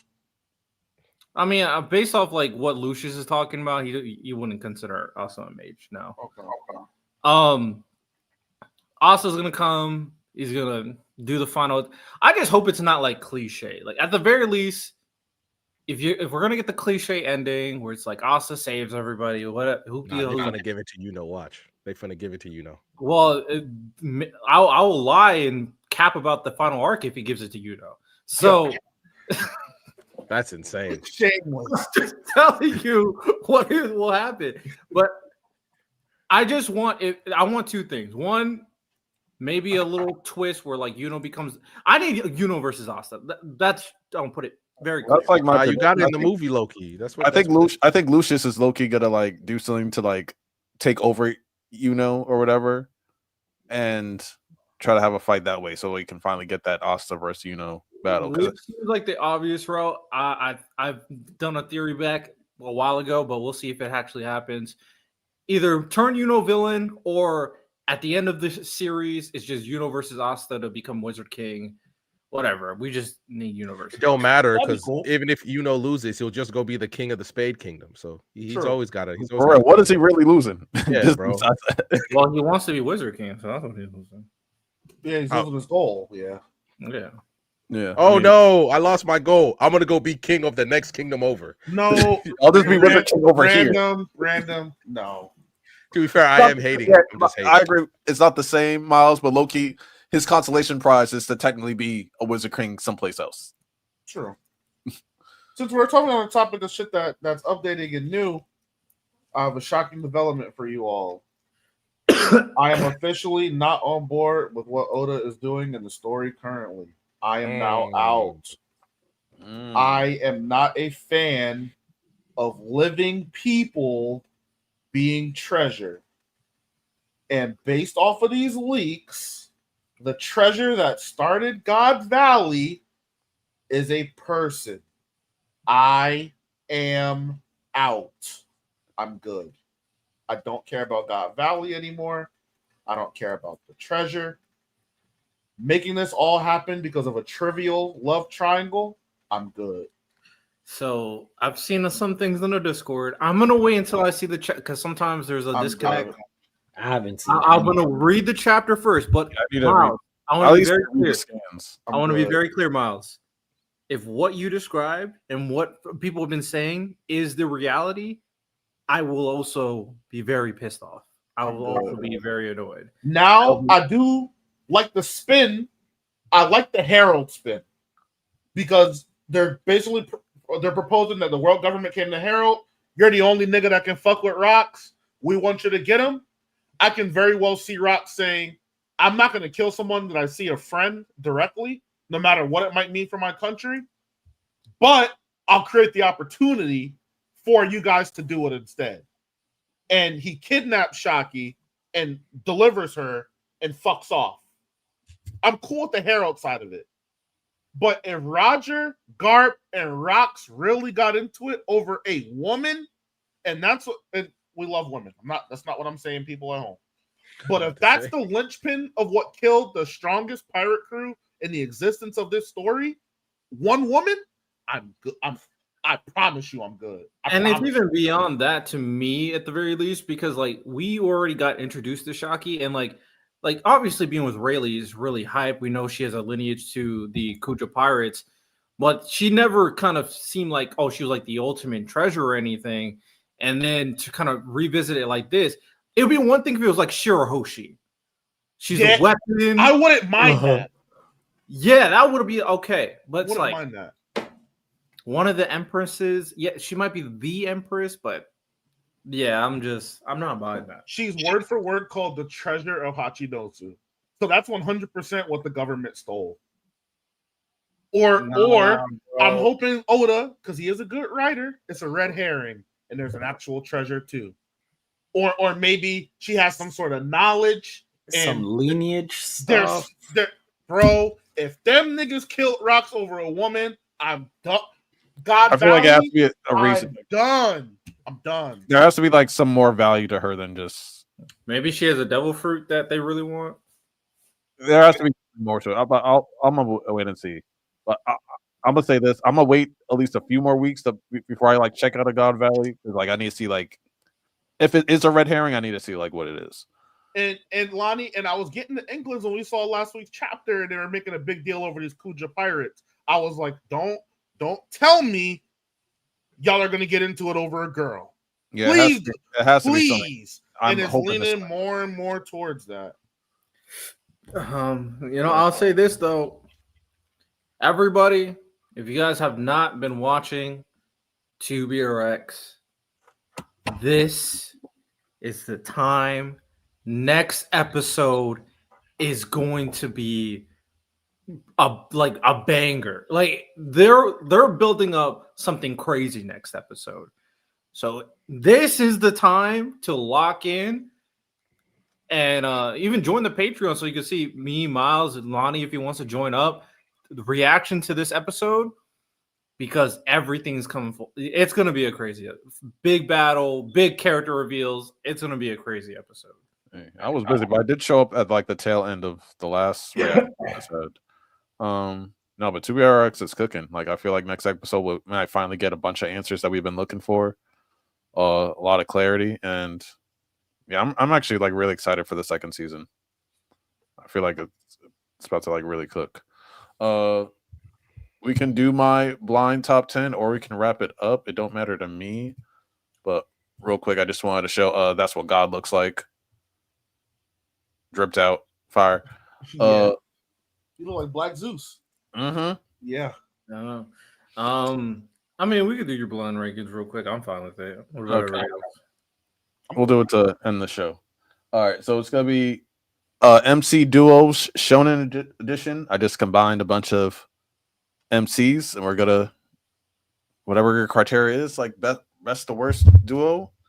First up is Luffy and Shinra from Fire Force. There's 8 names like usual. This is so random. Luffy and Shinra as a duo? How many out of? There's 8. I combined 8 MCs. 6. I don't even know like what I'm rating. Hold on, let me think. So it's them two together in a team, right? Or they're like one person? They're not one part. It's like duos. So it's like 2 MCs. Just put them together. Their dynamics. Character dynamic? Oh, I'm gonna be so honest with y'all. I didn't think about anything at all. I just put 2 names together. Oh, for all. I don't know. I didn't have zero. I had 0 criteria for this. I'll just like, what's like 16 MCs in Shonen? Let me put them together. I don't know how you rank. All right, I'm gonna create a criteria for myself. I lied. There was that's one the most entertaining dynamics. That's how I'm gonna think about it. Like the most entertaining dynamics. I'm good. You can put that at 6 for me. That's my pick. Yeah, I don't really like Shinra that much, and Luffy. Not too much on Shinra now. Not too He can't carry Shinra. I fear. I'm gonna say 7. 7. Okay. Next up, Deku and Yuji. Oh well, they finna be boxing. They gonna be annoying as hell. JJK Yuji? Mm-hmm. That sounds ass. Would y'all be mad at me if I say 8? Yuji's gonna be punching on him all day. So the first one is we have it at 6 or 7. Well, I said 7. I'm good with 7. Okay, 7 then. So is Yuji not just gonna be punching on Deku the whole time? Bro, they're both lame, bro. For being a wimp. Yeah, I'll second it. Let's go 8. Okay, 8 it is. Bro, this is the only one I actually planned. Shout out Kent. Gon and Yusuke. Okay. 5. Yeah. We are not feeling these. Yeah. Yusuke finally makes a top 5. Yo. I get. You know what? We should put him at 6 just so he doesn't. I mean, Gon is a little child, but like Yusuke 6 for the pettiness. 6. Let's be petty. What did 6. early say? I'm a petty nigga. Yeah, let's put him at 6. I'll say I'll stick with 5, Kent, so you don't yell at me. 6. He's a lot of things, but you know. 6. Okay, you know I'm a troll, so that's why I'm picking 6. So we got 6, 7, 8 out here. Okay. All right. Mm-hmm. Next up, Kafka and Naruto. Kafka. I'm not mad at this. I actually kind of like this. Is the best one so far. Kafka wanting to achieve his goal. Naruto also wanting to achieve his goal. Naruto gonna be the ultimate cheerleader for Kafka for real. Like, come on, man. I know Kafka you're old, man. Really It's like in there. Bigger version of young Naruto. I'm not mad at this. I'm good with 2. I'm riding with Santo. Okay. Next up, Boruto and Ed. 1. Boruto.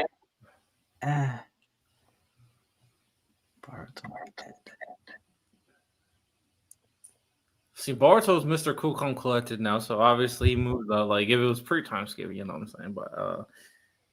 But Ed has his moments where he's super annoying. Let's go 1, man. Let's run it for the content. I would say 3. I think 3. I would say 3. I think their dynamic would work similar to like Ed and like Greed. I was literally thinking Ling Ling. Yeah, I was thinking that. I like that dynamic. So I'm cool with 1 or 3. Okay. Is it 1 or is it 3? Let's I'm go riding one. with Santo. I'm rolling with Miles. Miles said 1, so let's go. Okay, next one, Asta and Denji. Ooh. Oh man, I hate this one. I still finna hate Denji. 5? It has to be. Like, Asta finna hate Denji for real. Like, he really finna hate him. And then I don't like Denji. Wait, what? Yes. I feel like they what they The way Asta is over sister, they could relate in some regard. Yeah, until They Denji's can like, relate, I want they to. can relate in a lot of gardens. Until Denji's like, I want to fuck Sister Lily. Then it's weird. Well, okay, if we go that route, then yeah, they're not gonna get along. They're not gonna get along at all. No, Asta has a very playful personality. So does Denji to an extent. I don't know. I still don't like it. 5. Yeah. Okay. I'm fine. Next one, Ichigo and Goku. This is 4. Ichigo and Goku is like the equivalent of like kind of Goku and Vegeta a little bit. Or Goku. No. Goku and Piccolo. I feel like is You calling Ichigo Piccolo? in terms of demeanor. Piccolo, I apologize for the disrespect, brother. All right, buddy. Yo, that's Piccolo don't deserve that, bro. All right, buddy. All right, pal. You know what era of Ichigo I think is comparable to Piccolo? Don Guy, when he had the long hair and shit. That's Piccolo. I would say, I guess, like, who else could he say? He could say like Eren and Kaneki. That'd be great. That would be pretty dope one. I don't know why. Said Aaron and Lucian. See, why is he not saying the good ones? Like, what? All these ones are like, Is Ichigo the most bland MC out of the big 3? Yeah. I don't think that's crazy to say. Okay. Out of the big 3, yeah, it's not crazy. Yeah, just out of the big 3, yeah. Yeah, for sure. I would say 4. Okay, and that means the last one is 3. All right, so the blind rankings go for anime MC duos. You have Deku and Yuji at 8, Luffy and Shinra at 7, Gon and Yusuke at 6, Asta and Denji at 5, Ichigo and Goku at 4. We have Tanjiro and Sakamoto at 3, Kafka and Naruto at 2, and Naruto and Ed at 1. This is Tanjiro Sakamoto. I'm not mad at. I don't know if this list is bad or good. This is one of the most random so confused. blind rankings we've I'm so serious. so random. I've been so busy, and like literally like 15 minutes before, I was like, oh shit, I never made a list. So I just random MCs. I just started putting them together. W mailing it in. I'll have a better one next week. But that's a show. Any other takes or anything like that? Donda Don's latest episode with the rock group was fantastic. You know that was 2 panels in the manga? Not even 2 pages, 2 panels. They turned 2 panels into a whole episode? No, into like a good like 5 into like a little mini concert. Oh, God. I'm mad at it. I feel like that They got the lead singer for Dragon Force to do it too. Really? It is fire. Oh, I gotta watch that. It's great. Like I said, it's 2 panels in the manga, and they turn into like a good 5 minutes. It's better than the opening. It's better than the close. Bro, it is so hype. And like the main characters, like and the characters' reactions, like how they're getting into it and everything. Yeah. I was like, okay, I'm feeling it too. It was. And the cemetery got lit. Like, yo, it was so far. This Miles, like the souls in the graveyard, they just got up and they're like, all right, let's do this. Shout out Donner, man. It's a spectacle.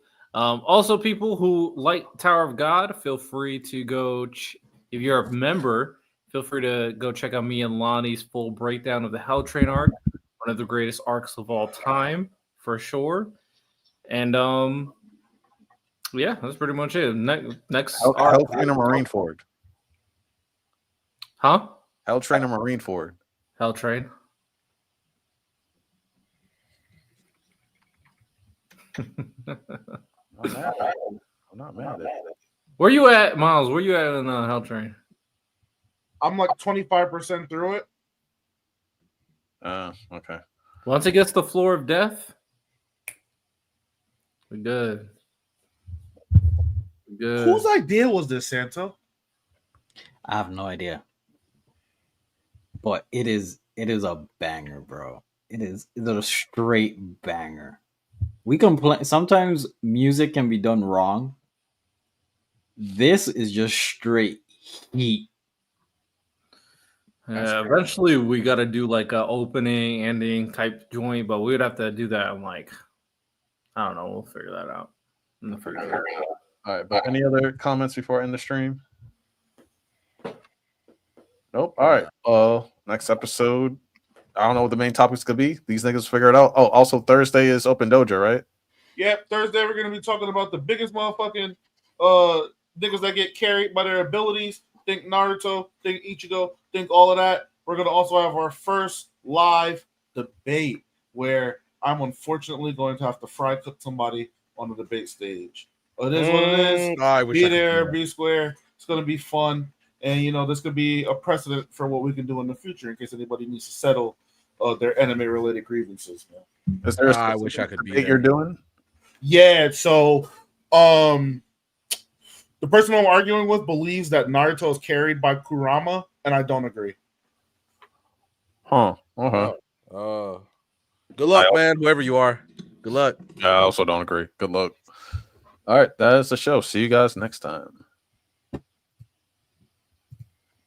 This fool can end the show.